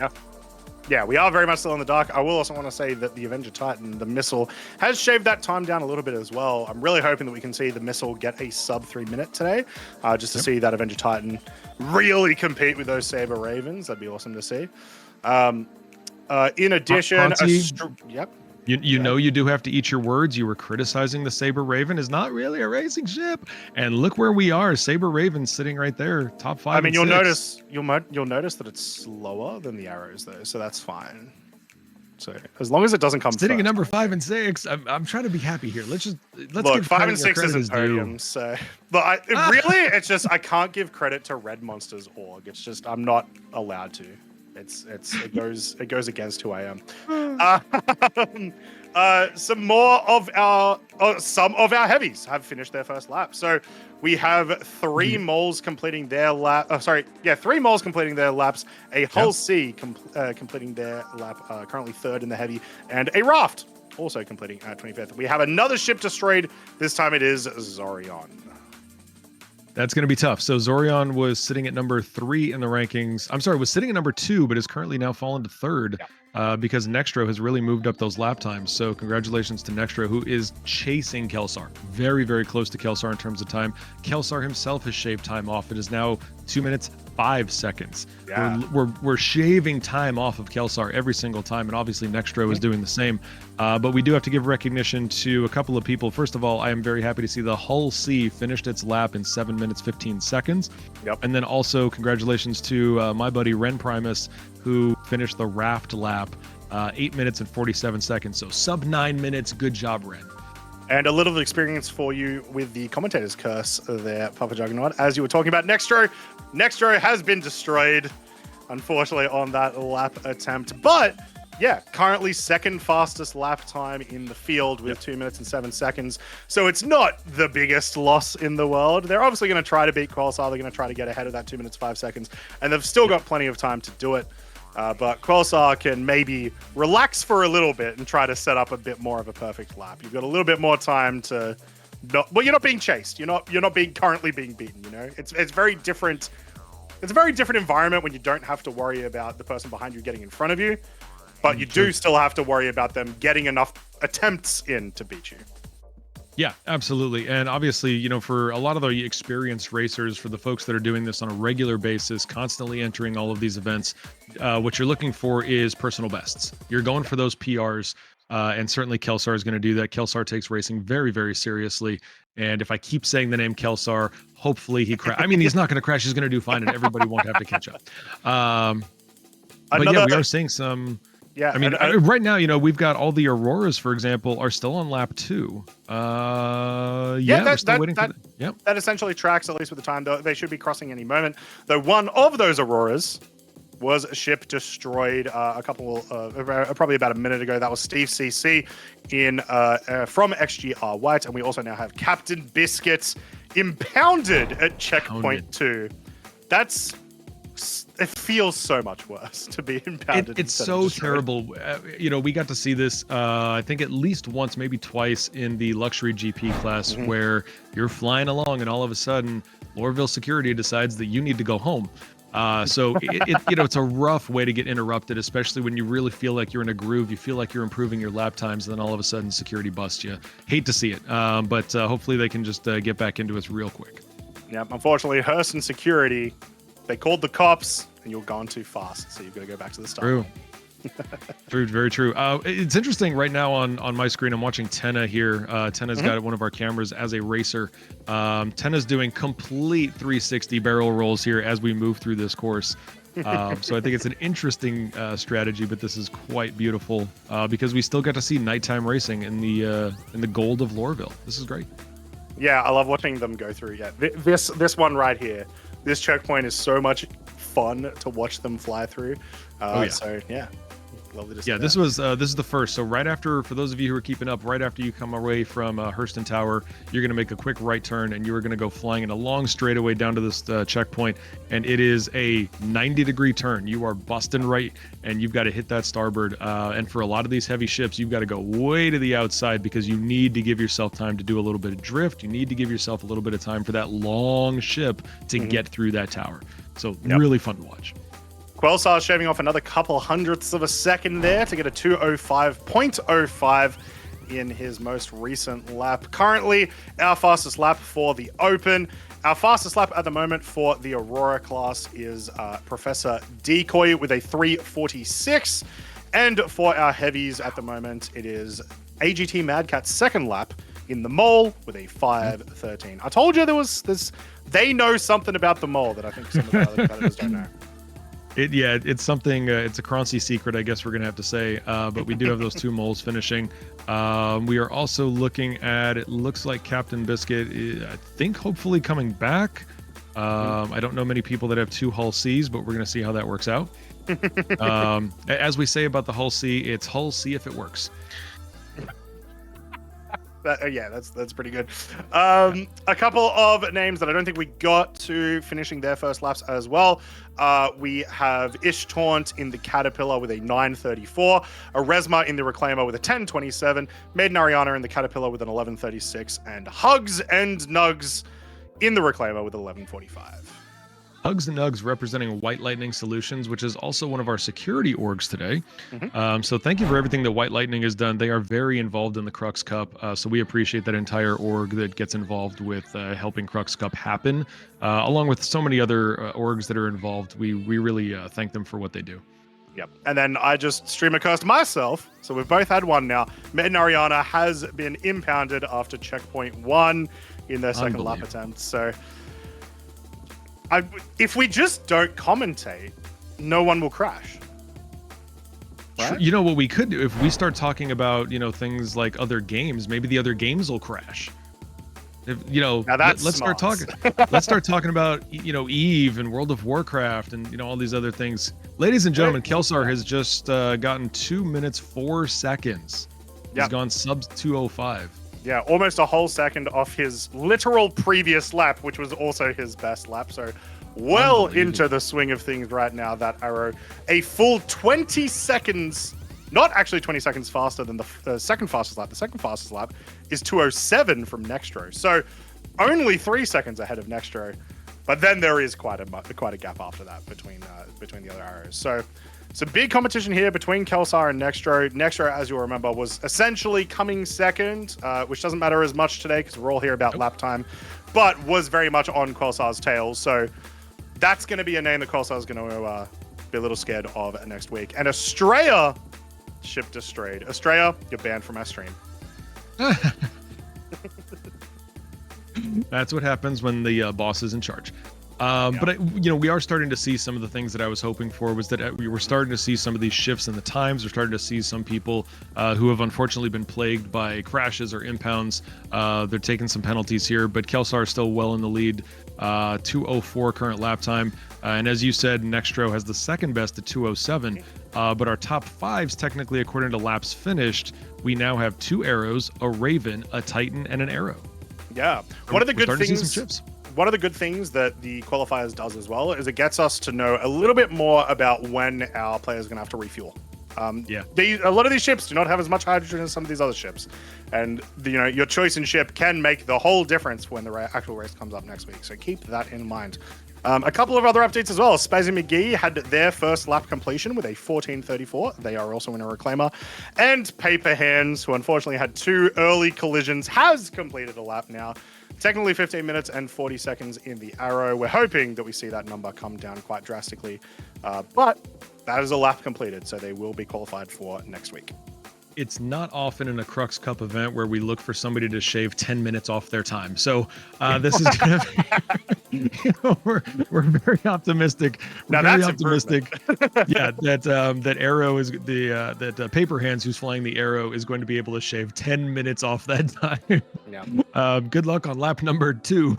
Yep. Ren Primus with a collision and explosion there on checkpoint number 1, and AGT Madcat reporting severe HUD issues, which is a bit of an interesting one. Madcat is one of our mole pilots, and currently our fastest mole pilot as well. So that's rough. Okay, great. That's rough. No, that's tough. The HUD issues. I'm wondering if it's that blurriness or if they're just not having information display. I don't know. I'd love to hear from them. Hopefully, we'll get some sort of message from them at some point, just to let us know what they might be experiencing. Because it also could be something some of our other competitors will end up experiencing over, the course of today, the course of next week, whatever it might be. Hell, even the other races later on today. Yeah, that's exactly. That's part of my concern is that I wonder if we're getting some of that, odd weather where you've got the condensation on the windscreen or something like that. If they literally can't see specific, details, that's going to be tough. And if anybody else begins to experience that, it could be a citywide event. Yep. We are approaching 1/3 of the way through today's qualifiers. I wanted to just quickly especially talk about one of our security organizations, the Ragtag Mercs. We are the Ragtag Mercs. We believe anyone, regardless of skill, time, or money, can be a mercenary. Blood for some, money for all. I do love that. I had seen their bio on the luxury GP class last week, and I just thought that was a great little motto. It's a lot of fun and very representative of what they do. But I also want to recognize a lot of our race staff tonight. And I can still say tonight because it's still nighttime in Lorville. It's also still 3:23 a.m. here, so that works too. That's true. Yes, you guys are very much far earlier than I am. I am sitting at 9:23 in the morning here in Southern California. It's night somewhere. So, yeah, right. It's as I say on my stream, it's 5 o'clock somewhere, everywhere. But I do want to give recognition to Tint, representing Frontier Consolidated, who is our race director for today. Thank you very much, Tint. Commander Calabar, race timer number 1, Noise Maze, race timer number 2, and of course, your friend, Gentleman Jez, race timer number 3, representing your Southern Cross Alliance. So thank you to all of our race directors and race timers for keeping this going. That is what is allowing us to track the performance of all of these racers, and we appreciate what you do. Yep. So an update for any of you who have just popped in. We're looking at best lap times today. No one here today is going to win any prizes, but it is going to be important for next week when we actually do the proper championship. People are just trying to qualify. And at the moment, our lead in the Open is Kolsar with a 2:04.081, an incredibly fast time. And Kolsar, also a racer who's been able to essentially shave off almost every single lap that he's attempted today. So some very, very fast laps there. Moving down into the Aurora division, our current fastest Aurora lap appears to be, as far as I can tell, a 3:44.457. So once again, very, very fast there, beating their competitors only by a couple of seconds. So it's a little bit closer as we expected the Aurora division to be. And in the in the heavy, AGT Mad Cat in the mole with a 5:13.81. Which is their fastest lap time. And I think I get to give out the unofficial sleeper award. Congratulations to Paper Hands. I was making the joke earlier. We're looking for a 10-minute shave off of that time. We got 13 minutes shaved off of that lap time. Paper Hands has completed lap number 3 now. Their fastest lap time is a 2:17. So we went from 15 plus down to 2:17, which means they are very much chasing Kelsar's tail in terms of time. They are, yeah. I believe, once again, because I'm just trying to read the specifically the fastest laps. I think that puts them 3rd fastest lap for the Arrow. 4th. Correct. 4th fastest lap for the Arrow. Yeah. So that's incredibly fast. To go from explosion, then what was it? It was like 13 minutes, and then 15. They were 15. Yeah, 15 minutes. They were plus 15. Yeah. Yep. Yeah. So it's pretty incredible. Super well done. Yeah. Very excited to see what they can do with the next couple of laps. Yeah, they are shaving that time down. Another one, a similar mention though has to go to Steve CC. They had almost an 11-minute lap, and they're now down to under 4. Yep. So they're flying that around in Aurora, and that's a great one. But as you said, we've got who did we? Yeah, I love watching these views of all these heavy ships. We've got a cat chasing a reclaimer right now on screen, at least on my screen. So that is, God, this is fun to watch. I cannot wait until we get to have some of these races in like Pyro around like can't remember which the planet was, the one with like the really, really massive rocks. The like I've honestly forgotten everything I saw. No, that was not Pyro 1. Big rocks on the moons. Oh, no, not Pyro. Yeah, the one that's like right, it's like coming. the Highlander type like oh my god. I think it's 4. I think it's Pyro 4. It's like red deserts, and it had massive rocks that you could fly ships through. Yes, exactly that one. I'm really hoping we get to see this sort of thing, but in that environment. I think it'd be very cool. Yeah. We do have to give credit to Kelsar, who was the first to complete 10 laps on tonight's track. Congratulations to Kelsar, keeping that fastest lap time of 2 minutes and 4 seconds. Really, really getting close to shaving things down here. And then we've got right behind Arthur, also in an Arrow, with 2 minutes 20. There we. Jesus, Kelsar just finished lap 11 at 2:02. Ooh. That's a bit fast. I think if Kelsar, well, we just saw an explosion there. I'm not sure what exploded, but we'll find out in a moment. It's very possible it was Ish Taunt here, crashing off to checkpoint 4. It is Ish Taunt. Yep. I do want to say that's them. That's their reclaimer. That's the reclaimer. That's their reclaimer falling to the ground. I thought that was another racer finding like another, a secret way to go through the checkpoints. I think Kelsar may actually be able to push the sub 2 minute. When you're that close, and also the amount of time that they've shaved off every lap. They're not shaving 1/100th off every lap. It's been quite a big difference each time. So I think we'll see a sub 2 minute. I do want to say, at least on SCR, all of our best times obviously are in Heralds, which we're going to be seeing in the Pro GP. And they tend to come around at the 145-ish mark, the 150-ish mark. So to be doing 2 minutes in an arrow is incredibly impressive. Yeah. A reminder to everybody in chat, if we are seeing these crashes, which unfortunately we are, we do hate to see it, but obviously you love the explosions. We do have to give recognition to our salvage debris crew. They're going to try and keep these tracks clean as best they can and get these crews out. So I want to give thanks to Delta Blue Aerospace and Nova Intergalactic. Thank you very much to Sergeant Griff from Delta Blue and KBG and Whisper Dark from Nova. Thank you for keeping our tracks clean. Yeah, thank you very much. A little bit of a development down in the heavy class. AGT Madcat still has the fastest time at the moment with a 5:13.8, but Herbie is pushing up on that time very, very quickly, currently with a 5:17. And remember, the heavy class, they are some very, very slow beasts, which also means there's a lot of time for them to make up. So we'll see what happens with them. Maybe we'll see them pass them anytime soon. At the very least, they're probably going to pass them in amount of laps, as we talked about a little bit earlier. AGT Madcat had some issues with the HUD. True.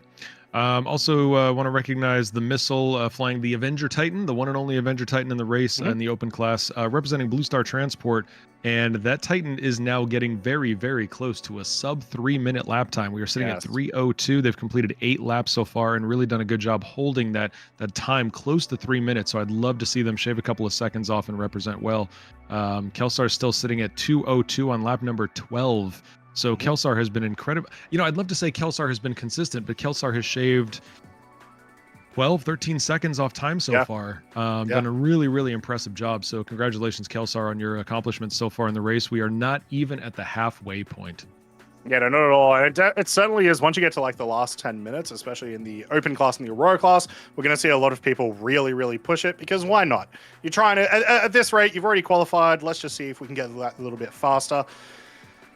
That last 10 minutes is going to be probably very explosion heavy, if I'm to believe so. Now, it does look like we're having some refueling issues being reported by several racers. So hopefully not too many issues. The only racer who has yet to complete a lap at the moment is Oztech. I do wonder what's been going on there. Possibly the lap has been taking this long. I imagine that there has been some sort of issue there. I'll try to look up very quickly. What was Oztech driving today? I haven't found a while. An Aegis Reclaimer. Aegis Reclaimer. Okay, well, yeah, that's going to present challenges, much like anything in the heavy class.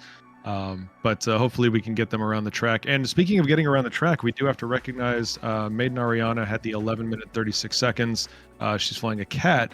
But then Ren Primus has also come in on the Happy Haulers team and has shaved basically their time in half. Ren is now at 7 minutes 9 seconds, and that is their fastest lap. So Ren is flying a raft, and it's great to see these big ships flying around so quick. Yep. And there we go. Quelsar shaving another couple of, what was that? Hundreds of seconds.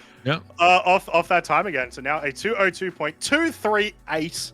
So now it's going to be a real hard push to get that sub 2 minute. However, at the moment, the person coming in second for fastest lap, I believe, is still Nextro. I'm going to have a quick gander because, as you know, Paper Hands had some collisions, and up there still on a 2:17. It looks like Nextro's still the second fastest lap there.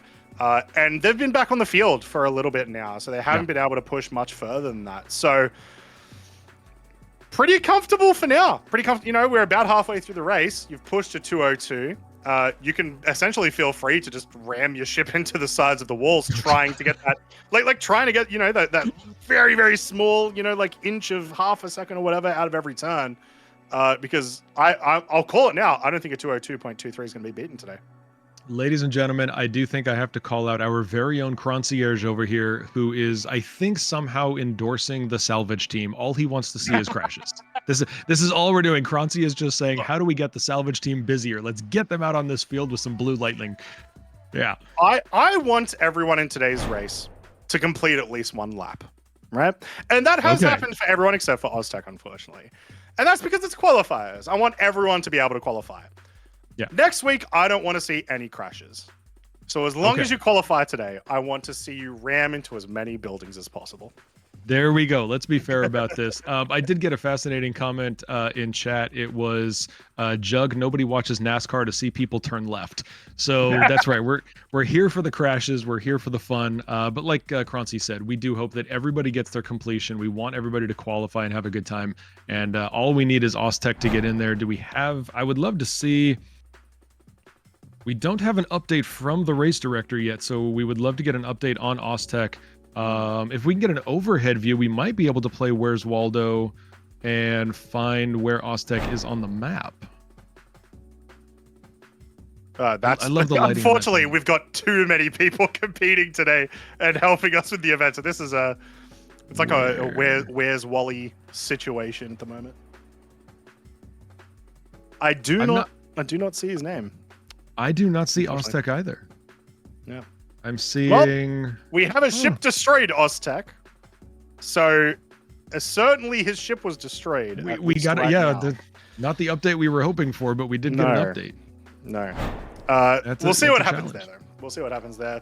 Let's once again go through a couple of names that essentially who is leading the packs at the moment. So as you know, we've been talking a lot about Quelsar because he's insanely fast. 202.238 is our current leading arrow in our open division for Quelsar. Going down into the Aurora division, and apologies, this is a little bit harder for me to figure out. I believe 3:44 is our fastest time for the Auroras. It appears to be. And so that is for Speedweed. Super unsurprising, Speedweed. The name is incredibly appropriate with just how fast they are in everything they compete in. And in our heavy division, Herbie has pulled off a 5:08, which does appear to be now our fastest heavy division. So well done, Herbie, for pushing that one up, followed by AGT Madcat with only a 5:13. So once again, not a ton of difference in fastest lap times between those two guys. See what they can pull off. Yeah. So I do want to, especially for all of you who are enjoying this either live or on the VOD, if you have enjoyed all of the amazing camera angles that we have seen, we've got cameras on track, we've got cameras above track. I want to give recognition to our very own Echo Bit, who is managing all of these feeds, watching in the production booth, checking out to make sure that we've always got a great view. But I also want to give thanks specifically to our camera operators. Thank you very much to Oleg. Thank you very much to Raydell Demon Heart. Thank you to Commander Tenna, who is on track and racing. And then also to Prof Decoy.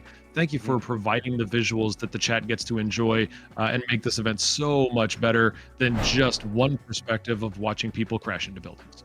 Yep. We get multiple perspectives of people crashing into buildings. I mean, we even got to see the wreckage falling down. It feels that's really beautiful. Fantastic. I mean, sad, but beautiful. Oh, so sad. I mean, so we got medical teams. I'm sure their exploded brains are fine. Yeah. So yeah, the one thing that I'm certainly hoping for right now is that Oztech is able to complete a lap. They have obviously had a couple of issues in the first half of the race. We saw that they had an explosion. We're also missing a lot of second laps from a lot of our heavy division. We haven't seen Biscuit in the Hull C complete a second, Ish Taunt in the Caterpillar complete a second, Maiden Ariana complete a second lap. I do wonder if part of that has got to do with the refueling issues that they were talking about a little bit earlier. It's very possible with those heavy vehicles, depending on the one that you're running, they can run out very, very fast, especially if you're boosting the entire time, as you might understand. So yeah, hopefully we get a bit of an update from those teams soon. But like I said, they have definitely qualified for next week. So we'll be seeing them again. I think I can speak for Captain Biscuit here. I'm going to do this on behalf of all Hull C owners. Captain Biscuit may have gone to the bar at this point because Hull C owners are happy to complete anything. Anything. If the Hull C completes one thing, we consider that a sense of accomplishment and we're done. So, Biscuit may have said, you know what? I did my lap. It was 7 minutes, 15 seconds. I'm going to go have a drink and now goodbye. So that's the sense of elation and joy you get as a Hull C owner when you are able to do something all the way to the end. We just don't get that sensation quite often enough. They found a really nice delivery contract and they're like, well, I can't stop. I have to do that. Right. I'm on my way to Seraphim. Yeah. But yeah, that is true. We've got 3 ships now that are still needing to complete their second lap, and that is the Hull C with Captain Biscuit, the Caterpillar with Ishtan, and Maiden Ariana in the Caterpillar. representing the Happy Haulers. So Yeah. I will say Bleach Boy from Dusker to Hell just finished their second lap. They're in the Aurora division, so once again, I imagine they had some complications with refueling or respawning, whatever it might have been. But they did still get one lap through of 4 minutes and 40, which is not too terrible for our Aurora division. As we can see, most of our Auroras are sitting at the 3:45 to sort of 4:15 range.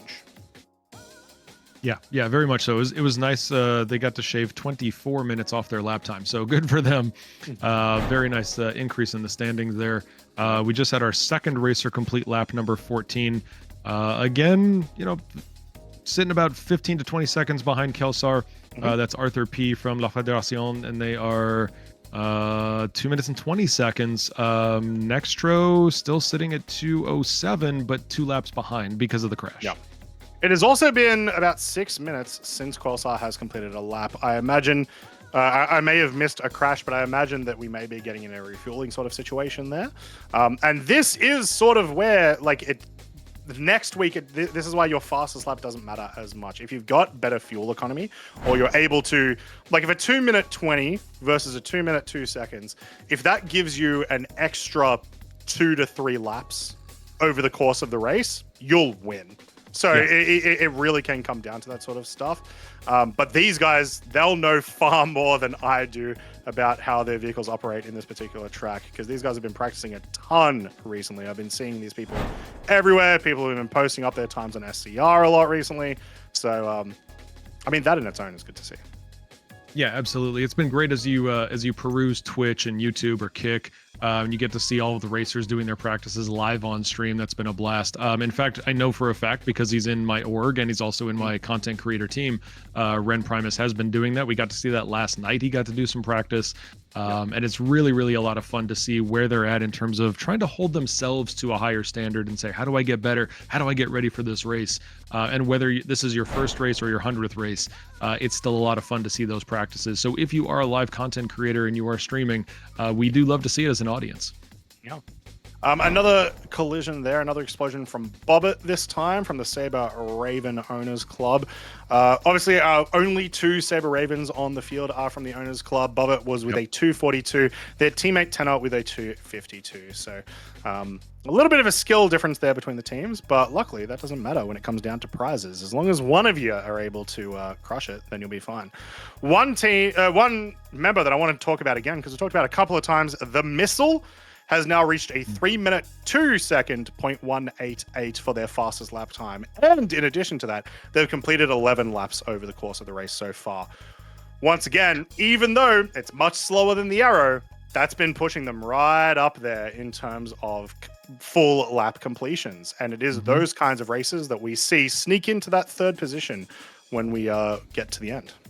Yeah, and it's like I said, I was really excited to see the Titan. It looks like they are shaving some microseconds off here, so we may get a sub 3-minute time from an Avenger Titan, which would just that would blow me away as somebody who started the game with a Titan. I loved it because I could do a little bit of PvE, a little bit of PvP, a little bit of cargo hauling. I never thought, I can turn this into a racer. No, nobody thinks of penguin racing, but penguin racing needs to be a thing both on Anzia Racing and on the BBC. If we can get penguin racing, let's make that happen. Now on National Geographic, penguin. Right. Another update. I'm imagining David Attenborough doing penguin racing live. Let's get the narration going. Another update as well. Ishtaunt, previously one of our only races to have only completed 1 lap, has finished lap number 2 a couple of minutes ago. 26 minutes and 5 seconds. So once again, obviously there was collisions involved, probably some refueling issues, but they may be able to shave some time off their 9-minute and 34 previous best. Yeah, and let's not forget Maiden Ariana also suffered a crash, so that may be what's stopping her from completing that second lap so far. But as I recall from the Happy Hauler org meetings, I believe Maiden Ariana had a second Caterpillar. I think we got the funds for that, so I think she's got a backup. We just need to see her back out on the track. And then Captain Biscuit is maintaining my belief that Captain Biscuit has gone to the bar. Captain Biscuit has celebrated the Hull C and said, I am done. But we're looking for their second lap as well. Yep. Not much improvement on Quasar's lap times recently, but is definitely back on the track because is now up to lap number 15 as of literally like 2 minutes ago. So actually, we should theoretically see cross the line pretty soon. Yeah, sorry, but I think for a second there, I correct. thought I saw them cross it as I was talking, but no. No, I think you were correct in your There we refuel go. issue. That's it. 2 minutes, 1 seconds, 0.068. Oh, wow. This guy. What are we watching? This is so unbelievable. I cannot. Wow. So yeah, some information from chat because I just saw a question about it. The way that today works, this is the open division, so all they have to do for qualify for next week's championship is finish a single lap. When we get into the Pro GP a little bit later today after a break, they will have to beat an actual specific time in order to qualify. If you're looking at what sort of parts of this division are the most competitive, it's definitely the Open and the Aurora. These guys are very, very competitive, and the times are going to be very, very close, as we can already see. And then in the heavy division, it's sort of a mixed bag. You sort of have these really fast heavy ships that have essentially no fuel, and these really slow heavy ships that have enough fuel to do this race 12 times over without refueling. And so it's a little bit harder to figure out where that's going to go, but it looks like the moles are going to be the ones that are going to be the expected winners next week. Yep. I want to give recognition to some of the folks midfield that are racing Auroras. Certainly we've got Basket running the Freelancer Miss, which I'm sure we're all sad can't actually use their weapons array. But Basket's running, representing Black Star Initiative, got a Freelancer Miss out there. Sub 5 minute times, they've completed 7 laps, and their fastest lap was their last lap at 4 minutes 46 seconds. So congrats to them. Very good. Our fastest mole, actually, aka our fastest heavy, is still, or I should say it is now Herbie. Yep. 5 minutes 8 seconds, representing Punch Buggies. So I know Gerbo's going to be in chat saying Punch Buggy 1,000 times. So that's great. Well, I do have to say, Gerbo has Quelsar from sort of his own team. Speaking of Quelsar, 2 minutes 0.86. 2 minutes 0.86 on his most recent lap. Did he install NOS when he refueled or something? What's going on here? He comes back and immediately crushes his times. I've seen Kelsar race. I've seen Kelsar practice. When you see Kelsar get really, really determined on getting better, you watch that man focus, and he just becomes much less jovial. He's just, I'm going to beat this track. I'm going to kill people. Okay. So yes, Kelsar is obviously saying, you know what? I had to waste time. He probably considered refueling a waste of time, and he's just like, I'm going to crush things now. I mean, that happens all the time. But yeah, what I was trying to say is, Gerbo, who, for those of you in the community who don't know, Gerbo is an absolutely fantastic racer and a little bit of a pillar of the racing community. Has a couple of friends in the fray today. Got Quelsar in the Open, Herbie and Estrella in the heavy division. So a lot of rooting for those teams in there. But what about you, other people in chat? Who are you rooting for today? Who do you want to see get some better times? And who are you excited to see next week based on these times? We're waiting for more tracks. Do we have... Okay, so we're still waiting for Biscuit and Ariana to finish their second lap. I also want to give recognition to our checkpoint officers. Thank you very much to Onadrem and Zilius, who are doing checkpoints. They are positioned around. When we go to those overhead views, you're going to see their names not moving. It's because they're not racing. So don't feel bad for them. They are big volunteers here. And then we've got our QT officer and our rejoin officer. Thank you very much to Salem Frost operating on QT from Sire Imperium, and HVC Valheru 01 representing the Hyperion Vanguard Corporation is our rejoin officer. Another update from the board. A couple of minutes ago, Nextro, who we were watching much earlier today, get really, really close to Quelsar, has brought it back again a little bit. So now on 2 minutes, 4 seconds, 809 milliseconds. So pushing that envelope a little bit more, definitely going to give Quelsar a run for his money. Yeah, really, I'm just impressive time that is still, we are now almost 3/4 of the way through this race, and we're still seeing time get shaved off. Yes. Very, very impressive. Yeah, kind of like I said, what I expect almost every year during the qualifying of the Crux Cup, once you get into the last 10 to 20 minutes, you really do try to push the envelope. Like you don't you've already qualified. You've usually sort of solidified your like general area of where you've qualified, right? Like second, third, that sort of thing. So now you're just like, all right, well, if I'm going to be here, I should at least try to go for first. So I'm probably going to end up exploding more, but I also might be able to shave off that, 0.5 second, whatever it is. Yeah, and we were expecting these 2-minute lap times, but I think especially for somebody that is sitting in top 3, top 4, now as you get closer to that 2-minute time and you begin to approach, can I actually make this sub 2? I think what you're looking at is also intimidation. You're going to be showing your competitors in the championships that, I am going to beat you. I am going to be aggressive. I'm going to get this done. And I think that there's just going to increase the competition level, which makes next week just going to be such a good time. And I think we're going to see some really talented people putting some very, very aggressive times on the boards. Yep. Continuing on as well, once again, our Aurora division. I believe Speedweed is still out in front with a 343.45, but very close behind are two of our other Aurora competitors. We got Professor Decoy at a 345.009 and Red Wolfwood with a 345.799. Sorry, no. There is a No, sorry. I completely misread that. I read a 436 and my brain swapped the numbers. So a couple of competitors very, very close to that 343 and chasing down for that pole position. Yeah, Steve CC with the 344, and then right behind is Red with 345. And then we've also got, let's see, where are we at on our heavies here?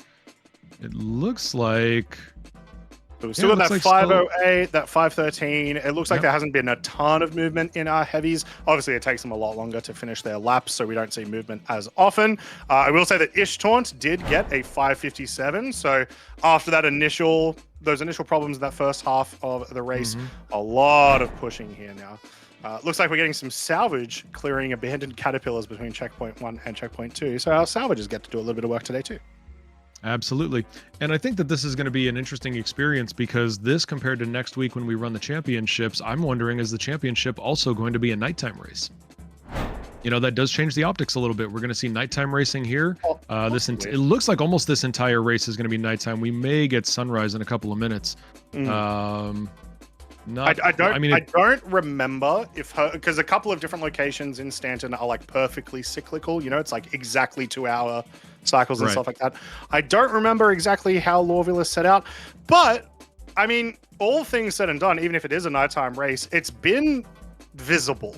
It's been not half bad, I think. I'd love to hear from the racers themselves to see how they've felt about, just general vision in today's race, but it certainly hasn't felt bad. I will say it does feel like it's probably been a little bit better than nighttime at Orison was in previous years, because there's just not as many bright landmarks to look at. Yeah, Orison is a much different landscape compared to the illumination of Lorville 2.0, so I can understand your point there. We did get an update from Noisemaze a few minutes ago saying that repair issues are plaguing the entire heavy class. So that being the case, we may see those two heavies that have not completed a second lap, which, again, it doesn't have to be their goal, quite honestly. We would love to see them continue, but completing one lap does make you a qualifier, and they certainly did so. But yeah, the heavy class is going to have, heavy class is going to have problems that are unique to ships of that size, especially with the, how do I politely put, the lack of attention that they get when it comes to the devs and trying to fix some of the bugs and the fact that you can't walk to the back of a Hull C without sinking into space. So, there's going to be a separate set of issues there, and they're obviously, as you said, they're going to be the slowest ones on the track anyway, and it's just really elegant to watch them drift their way through some of these tight turns. Yep. So, yeah, it looks like Corsair still our fastest arrow in the open. Nextro, our second fastest in the open. Our third fastest appears to be... ship collision there between a reclaimer and a caterpillar. Oh, wow. Oh, my goodness, in the pilot. Wow. You mean a caterpillar, a reclaimer, and a mole all together. They've all seemed to come out of it relatively unscathed. I imagine they suffered some damage, but no one exploded. So... Right. Yeah, we didn't get three issues all immediately. It's three big items trying to get shoved through a turnstile, and it just didn't work out the way they were hoping. But that mole, I got to give credit to the mole. Whoever was flying that particular ship, they tried to skate between the two big, the bigger ships. Ishtaunt Interesting. Ishtant is switching to a reclaimer. Yeah, they should theoretically have enough time to finish one lap here. So hopefully they can get that one through, maybe get a little bit of a faster time. Currently they're at a 5:49 with their Caterpillar. So it should be interesting. And a nice view here of the lovely mole that Ishtant was using at the moment. Yeah. And swapping over to the reclaimer. Swapping over to what?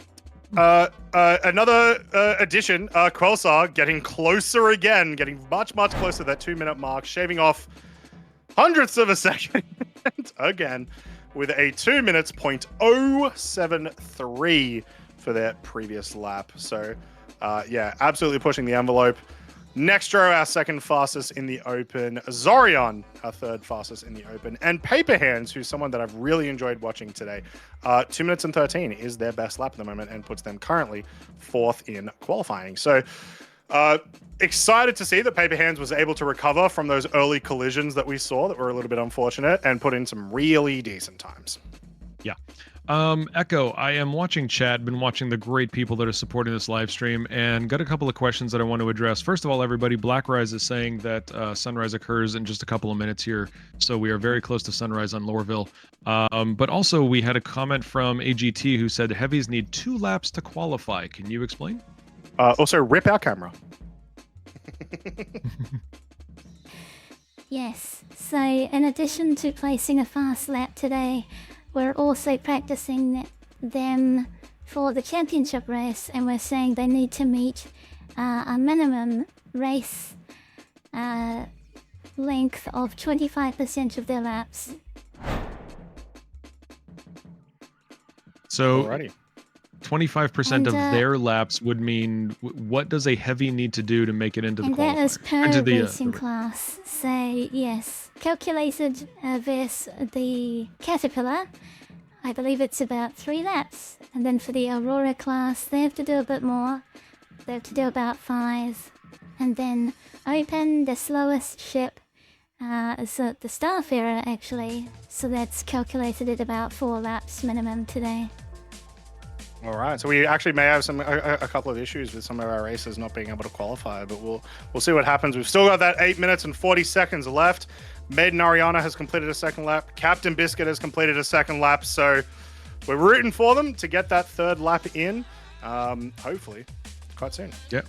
We also need 2 reclaimers to get their third lap in, Hugs and Spazzy McGee, both flying reclaimers as well. And then obviously we just got word that Ishtant is switching from a Caterpillar to a reclaimer.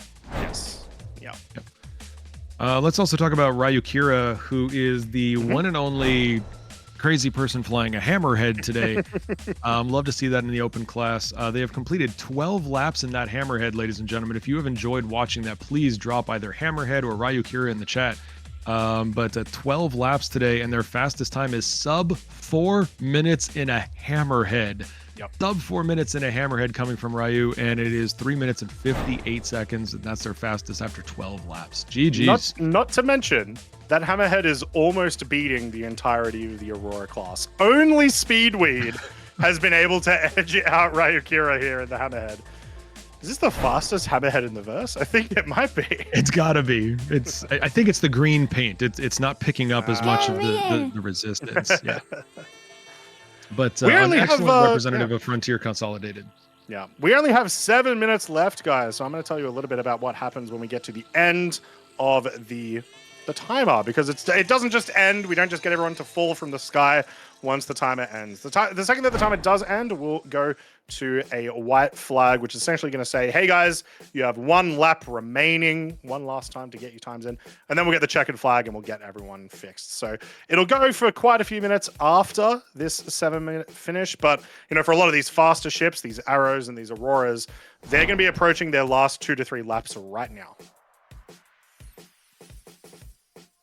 Sorry, I was just really enjoying watching a reclaimer take off. To see a gorilla flex like that and just sort of move into space. I've always enjoyed watching the gorilla. Yep. We'll watch it wiggle around for a bit. Right? Yeah, exactly. The pure speed and maneuverability of the Aegis Reclaimer. That's right. Yeah. It's been a very interesting choice today for the Reclaimers. Obviously, the Moles have been the ones that have been getting the fastest laps, but the Reclaimer, once again, seems to be a little bit better in terms of its fuel economy. But yes, right now, as you can see there from Tint, looks like we may have the bed spawn bug, unfortunately affecting Ishtaunt, stopping him from being able to leave the hangar. Ishtaunt has completed 4 laps, so should be fine there, but it's very possible they may not get their last lap in.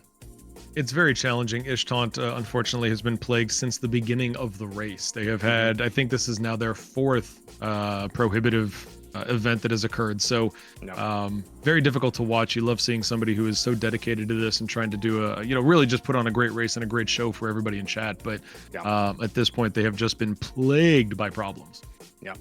Now, one thing I'm finding a little bit interesting, Arthur P, our current 2nd highest lap holder for today, they've completed 20 laps, but their fastest lap was on lap number 9. And it's a little bit curious. We've been seeing everyone, for the most part, has been improving on their times within the last, 4 or 5 laps or so. I do wonder what kind of things they're employing here. Maybe they are just testing how many laps can I do without a refuel, and it's less about the speed. I'm not sure. Could be. Also, a couple of explosions right now from Loud Guns and AGT Mad Cat. So that'll be a Mole, and Loud Guns was in one of the Auroras. So The Aurora, yeah. Quick reminder to everybody in chat, if you are wondering where Croncy and I got this amazing Crux Cup 2954 gear, all you've got to do is go to the Anzia Racing merch channel, which you can do at anziaracing.com/merch, or click one of the 4 links that Croncy has put into chat. It's not really a speech impediment, it's more of just a reminder. So I've already threatened chat that if they don't buy merch, I will ban them. Oh, fantastic. Yeah, let's absolutely do that. We don't care if you're a channel sub. We're just going to keep doing it anyway. We don't have subs yet, but we're hoping we will soon. I was talking a little bit to Echo bit about that earlier. So hopefully soon, guys, if you want to support Anzia Racing and, help with, providing prizes and all that sort of stuff for these guys, soon you should be able to also support the channel. So watch out for that. Yeah, and I want to congratulate Ravnak, the one and only Ravnak, who is finding some subtle hints about merch here. We are trying to keep it low key, but if you can find a link, then absolutely click it, and that's how you're going to pick up this year's merchandise, along with many other things from Anzia Racing. It's not just Crux Cup. You're going to see other events there as well that are available for you. So whatever event you are supporting, head over to that merch channel, grab yourself some gear, and make sure that you adorn that the next time you are live on camera. Yep. I'll also say, unironically, this year's merch, the styles, as in like the shirt qualities and stuff, way better than last year's. Really, really good. So, see that I don't know. I just know that when it showed up in my mailbox, it was great. That's all I know. I can't compare to last year, but I can tell you that I've been very happy with what I got. I've got the hat, I've got the T-shirt, I've got stickers. I think there's more. So I just finished a huge fundraiser for another group, and it was I have more merch right now around me than I probably have in my own closet. It's just, I think 50% of my shirts are now actually Crux Cup shirts at this rate. nice. AGT Mad Cat race director has had client crash, which is a little bit interesting. I'm curious why that was. Maybe that wasn't supposed to be under AGT Mad Cat. Maybe it was just. There we go. Tint had the client crash. So Tint, unfortunately, our race director, was also not able to finish a lap, so he's not allowed in for our race next week. I'm very sorry, Tint. We're gonna be kicking you out. Very unfortunate, but we're going to move on. Let's see. How are we doing on... Ladies and gentlemen, congratulations to Oztech, who has completed a lap. Yay! Fantastic. 56 minutes, 13 seconds for the Reclaimer. Still guaranteed faster than I can do it in a Reclaimer for sure. So well done with a completion of the lap. We're really happy you were able to get there. Yeah, congratulations on that first lap completion for Oztech. It was done in a Reclaimer. So that does conclude our heavy class. That is the final person of Crux Cup 2954 in the OpenGP, and that does conclude our heavy class of Open. So that is wonderful to see that we are looking at a 100% completion rate. Yep. Speaking of the heavy class, Herbie was able to shave a second off his previous time, so now a 5:07.98 is our current fastest for a heavy. Yep. We're waiting on, so there's some that still have not in the Aurora class completed their 10th lap. We're waiting on Mac Deacon flying an Aurora LX, Space Tech still on lap number 9, representing Delta Diatus, and I saw another Aurora. Where was there? It is Steve CC representing XGR White coming up on lap number 10. All except Mac are sub 4-minute times, so still doing okay on the timing there. Yes, and speaking of timing, we have 1 minute left on the timer before we get our white flag for everyone to complete their final lap. So a lot of these times are likely going to stand unless we get a nice final push from a couple of these races. 25 laps completed by Quelsar in the Arrow. 2 minutes, 0.073 seconds is currently their fastest time. Maybe they'll be able to push it that little bit more. Yeah, that is fast. That is real fast. Yep. I imagine that's what we'll see next week. 25 laps, maybe 20 laps would be our highest.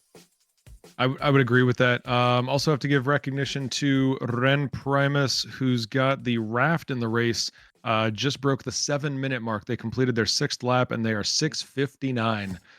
So it's nice to see the raft moving around that quickly. And then just above them, about 30 seconds behind, is the Reclaimer that completed lap number 7, flown by Arismer, representing Southern Cross Alliance. Yep.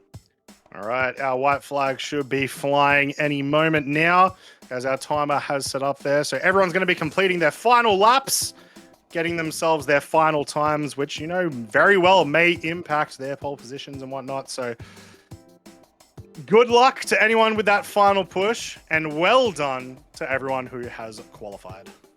And before we wrap up today, I want to thank our event press team. Thank you very much to Mr. Rice Guy, who's been representing the Star Citizen subreddit, and then Kayla Star, who is independent, representing, and both of them handled event press for today. So thank you very much. And I believe we are now looking at, look at that caterpillar fly. That is, what skin is that? That is very pretty. Every time I see the blue and white, I'm wondering if it's that. I think it's Frostbite that we got with Luminalia. Icebreaker skin. Icebreaker, that's it. Yep, lovely. Icebreaker. I knew it was I something. don't own a caterpillar, so I don't know, but it looks really nice. Yeah, I don't own a caterpillar because Drake. I'm kidding, everybody. God, Chad is gonna hate me. He's not kidding. Not kidding. I actually just gave away a cutter on stream a couple of weeks ago. Wow. Mostly because I wanted to get it out of my hangar and curse somebody else. Oh, that was a great cross through race. Right there's the white flag notification right there. So checkered flag will come through any moment now. Yeah, some very, very crazy times. I'll see if there's been any updates on the last few laps. Once again, Herbie currently our heavy division leader. Quelsar currently our open division leader. Speedweed, I believe, has our fastest Aurora time, although Professor Decoy currently with our highest amount of laps in the Aurora division. Yeah. I said that like I was going to say something else, but that was it. So it was a pregnant pause. I was very much waiting for Kronzi to have that final thought, and it was very exciting. Echo, I was wondering if you could confirm for us just before we conclude the race. Can you confirm after the OpenGP, there's going to be a channel break where we are not live, and then we come back for Pro GP qualifying? Is that correct? That's correct. We're going to be on a 1-hour break after this, and then we'll be back with Pro GP, the A-Crux, AX2, and Atrix races, the fastest in the Empire. Absolutely Got some exciting stuff coming up in chat, everybody. So please keep that in mind. If you are currently in chat, you're going to see the channel go offline for an hour. Everybody's going to go do their bio breaks and their ship load ups and getting formation and everything we've got to do. It is going to stay here in Loreville. We're going to be running the Gold Dust track again, but you're going to see a completely different class of ships, a completely different class of racers, all new folks, except for this team right here. This team that you see, 3 of us are going to be returning to give you more of this exciting action that comes from Star Citizen Racing, courtesy of Anzia Racing and all of the teams that are part of that org. Yeah. A little bit of more information about the Pro GP once we do reach it a little bit later. The 3 divisions for Pro GP, we have certain ship restrictions within those, similar to how we do for the Open and the Heavy and whatnot, but it's a little bit more specific. In the A-Crux division, they must complete 8 laps and one of those has to be better than 2 minutes and 15 seconds. In the AX2, they must complete 7 laps, with one of those being better than 2 minutes and 30 seconds. And for the AX3, they must complete 6 laps, with one of those being better than 2 minutes and 45 seconds. So it's very, very strict sort of restrictions there for qualifying. Also, do you notice that? Sorry, just as I looked over after reading that, so Quelsar broke 2 minutes on his final lap. He did. Wow. And not even by a small amount. Congratulations to Kelsar. 1 minute, 58 and a half seconds. That is unbelievable what we are seeing here today. So this is laying down the gauntlet. Like I talked about earlier, this is going to lay down for the championships next weekend. We are now looking at somebody who's racing an Aero. It's sub 2 minutes on the Gold Dust track. You guys have got to tune in next week. If you're here now, do not miss what happens next week, because you're going to see some really competitive flying. Yeah, I think we're going to have to move Quelsar over to the A-Crux division. Still has to use an Arrow, but with those kinds of speeds, I mean, I think it's only fair, right? That's true. And I wanted to talk about that because for those of you who tune in an hour, which is going to be all of you plus your friends, you're going to see a completely different class of ships. You're going to be seeing Heralds, Razors, P-72. So you're going to see those Archimedes flying around. You're going to see the Krugers flying around. The Merlin, sorry. You're going to be seeing an Origin M50, and then, of course, Mustang Gammas and Omegas. So get ready for some speed. You're going to watch people that are burning through these tracks at really tight turns, and it's going to be really tiny ships. One thing I do love about... Go ahead. No, I was going to say, except for the Herald, but that's still, it's a small... Well, that's what one of the things I was about to mention. I do love that the Crux Cup gives the opportunity for the Herald to show what it can actually do in Star Citizen, because obviously it can't do anything of its actual abilities, so instead it just goes really damn fast. Yeah, I'm sorry. I'm sitting here laughing because Kelsar just called me out in chat. He said, "Hey, Papa, look what I can do." He's in chat right now. Kelsar, congratulations to you. Yeah. We're also looking at, I believe I just got notification. Yeah, so my Happy Haulers org mate Ren just shaved 8 seconds off his time. He's now 6:51 for his 7th lap. So obviously that raft is moving around pretty quick. Ren is getting the feel for that. We still have AGT just over 5 minutes and a mole. They've completed 8 laps. We do have 21 racers who have completed 10 laps so far today. So we've seen some, really talented folks move around this track at a very good speed. Yeah. So now that we've seen all these laps, as people finish their final ones, Papa, who do you think is taking away each class next week, based alone on today? I hate picking favorites because I do love to recognize all of the talent that we've had on display here today. But I do have to recognize, certainly, we've got, I think Kelsar, we've talked about Kelsar way too much today. But they did turn in a sub 2 minute time. Exactly. Yeah. But I also think we have to give recognition to some of the other top finishers. You've got Nextro at 2:04. So very, very fast lap time there. So going to be a tough competitor. In terms of the Aurora class, though, we've had Prof Decoy, who's had a decent lead for most of the day here. Sub 4 minutes, at 3:44. If you're forcing me to predict winners, I'm going to go Kelsar for Open. I'm going to pick Speedweed for Auroras. Yep. For Heavies, I think I'm going to go, without any bias at all, I'm going to say Ren Primus for the Happy Haulers team flying a raft. Yep. That's going to be the way that this shakes out. Yep. Yeah, I think that's very reasonable. They're definitely going to be the favorites for next week. I do want to point out Arthur P in the Arrow, our second most laps completed today, just super consistent. And a lot of what will win the Crux Cup is consistency. Sure. As long as you're not exploding, as long as you don't have to refuel as often, you're going to get the higher lap counts. Obviously, speed matters, but I think it matters a lot more to not explode and not have any of those issues. So I think Arthur P is going to be my favorite to win the Open division next week. I'm contractually obligated to say Herbie to win the Heavy division, but instead I'm going to break that contract and I'm going to say AGT Mad Cat. They had some absolutely amazing runs today. Their laps were crushing it. Just had a couple of issues with collisions and refueling, and that can happen all the time. So I think they're definitely someone to look out for. In the Aurora division, you pointed out Professor Decoy and Speedweed, our two sort of biggest competitors there, and also two massive names in the racing scene. And once again, I'm going to go against you. I'm going to say I'm probably going to go for Professor Decoy for the same reason that I mentioned Arthur P. I think they just had much more consistent laps today. And to be fair, that was today. That may not be the case in a week's time. But yeah, that gives me a lot more confidence in what their ability is going to be to cross that finish line. Yeah. So, the interesting thing is, folks, I think if you're going to be here in an hour, what you're seeing is dissension in the ranks of the commentary booth. We're not going to agree on things. We're going to give you completely different predictions. Sadly, Croncy's going to be wrong most or all of the time. And it's something that he's going to live with and he's going to be okay. But we are very excited here. We did get our checkered flag. Racer finished. Maiden Ariana is finished. That is nice to see on screen. We saw her having challenges there, especially some of the plagues that occurred with the heavies. But you're now looking at just beautiful views of big, beautiful ships flying around. Yep. There is a caterpillar coming through. I think. Yes, that is the caterpillar. Yep. Yeah, there we go. So once we have all of these numbers ready for you guys, we'll let you guys know who has qualified and where, in what position they've qualified. But obviously, we've been following a lot of our top races today. Sorry, that is a great view of the Reclaimer coming through the coming through that line. Now is that? I think that's one of the industry paints. I think it's the not the. I don't remember which one's which, but there's the Aphorite, the other one, and not the Hadonite. I don't think the Hadonite one exists. I don't know, but I think it's one of those. Yeah. I think it's one of the custom paints.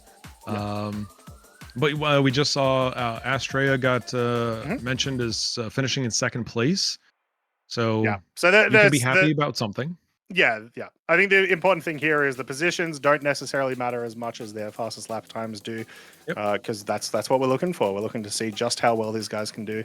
And it also gives us a bit of an idea of what we're going to see next week. Like we said, Corsair completed 28 laps over the course of an hour and 3 minutes. So we can pretty much expect that's where we're going to see the very, very edge of the open division. Yeah. We got clarification in chat from Gun Monkey Mark, who's a buddy of mine. He said that is the Dolovine paint. He uses it. There you go. So now it's we nice know. It's a nice brighter one. Yeah, exactly. It provides a little bit of contrast, but still very much an industrial look. So thank you very much for that, Gun Monkey Mark. Kelsar is in chat, everybody. If you want to congratulate the fastest racer of the day, jump into chat, say hi to Kelsar. Even if it's your first time chatting, go say hi, congratulations. The field is finished now, so you can say congratulations to all the racers, especially give representation for your favorite racer or favorite team of racers. And please give a big thanks in chat to all of the support staff that has made this happen, from the emergency medical teams to the salvage team to the refueling team, all the race staff, security orgs. Lots and lots of people support this. We are approaching here in the Crux Cup over 400 participants and staff.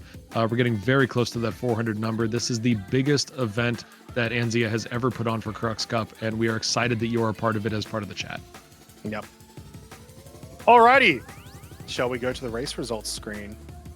We can. It's going to get scary. Echo Bit, I'll leave it to you.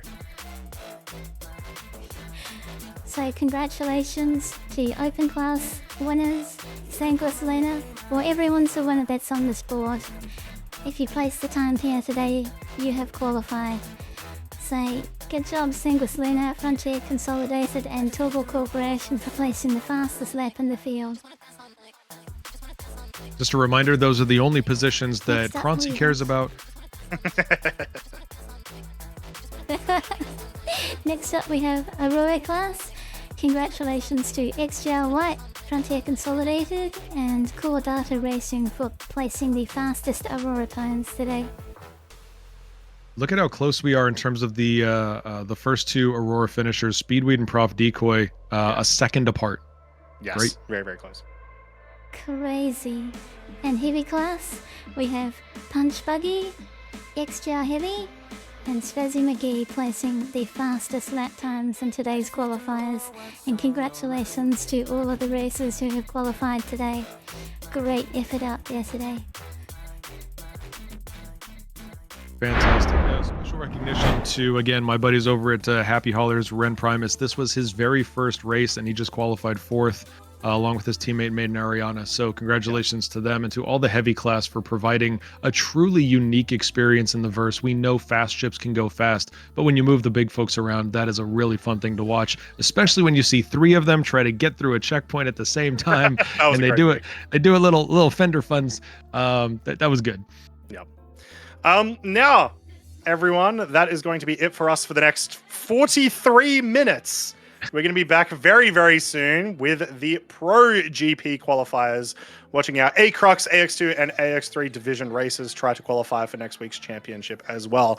But congratulations to everyone who qualified today. We can't wait to see you in 2 weeks' time. I have been Croncy. That's Puppet Juggernaut. That's EchoBit. We'll see you very, very soon.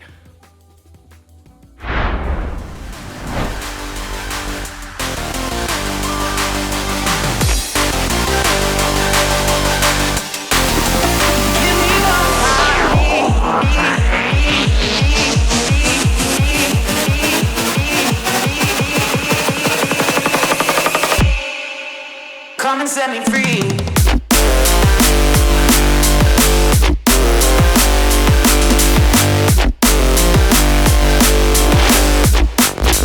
Come and set me free.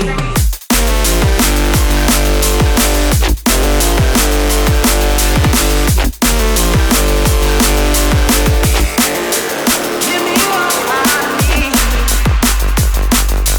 Come and set me free. Give me what I need.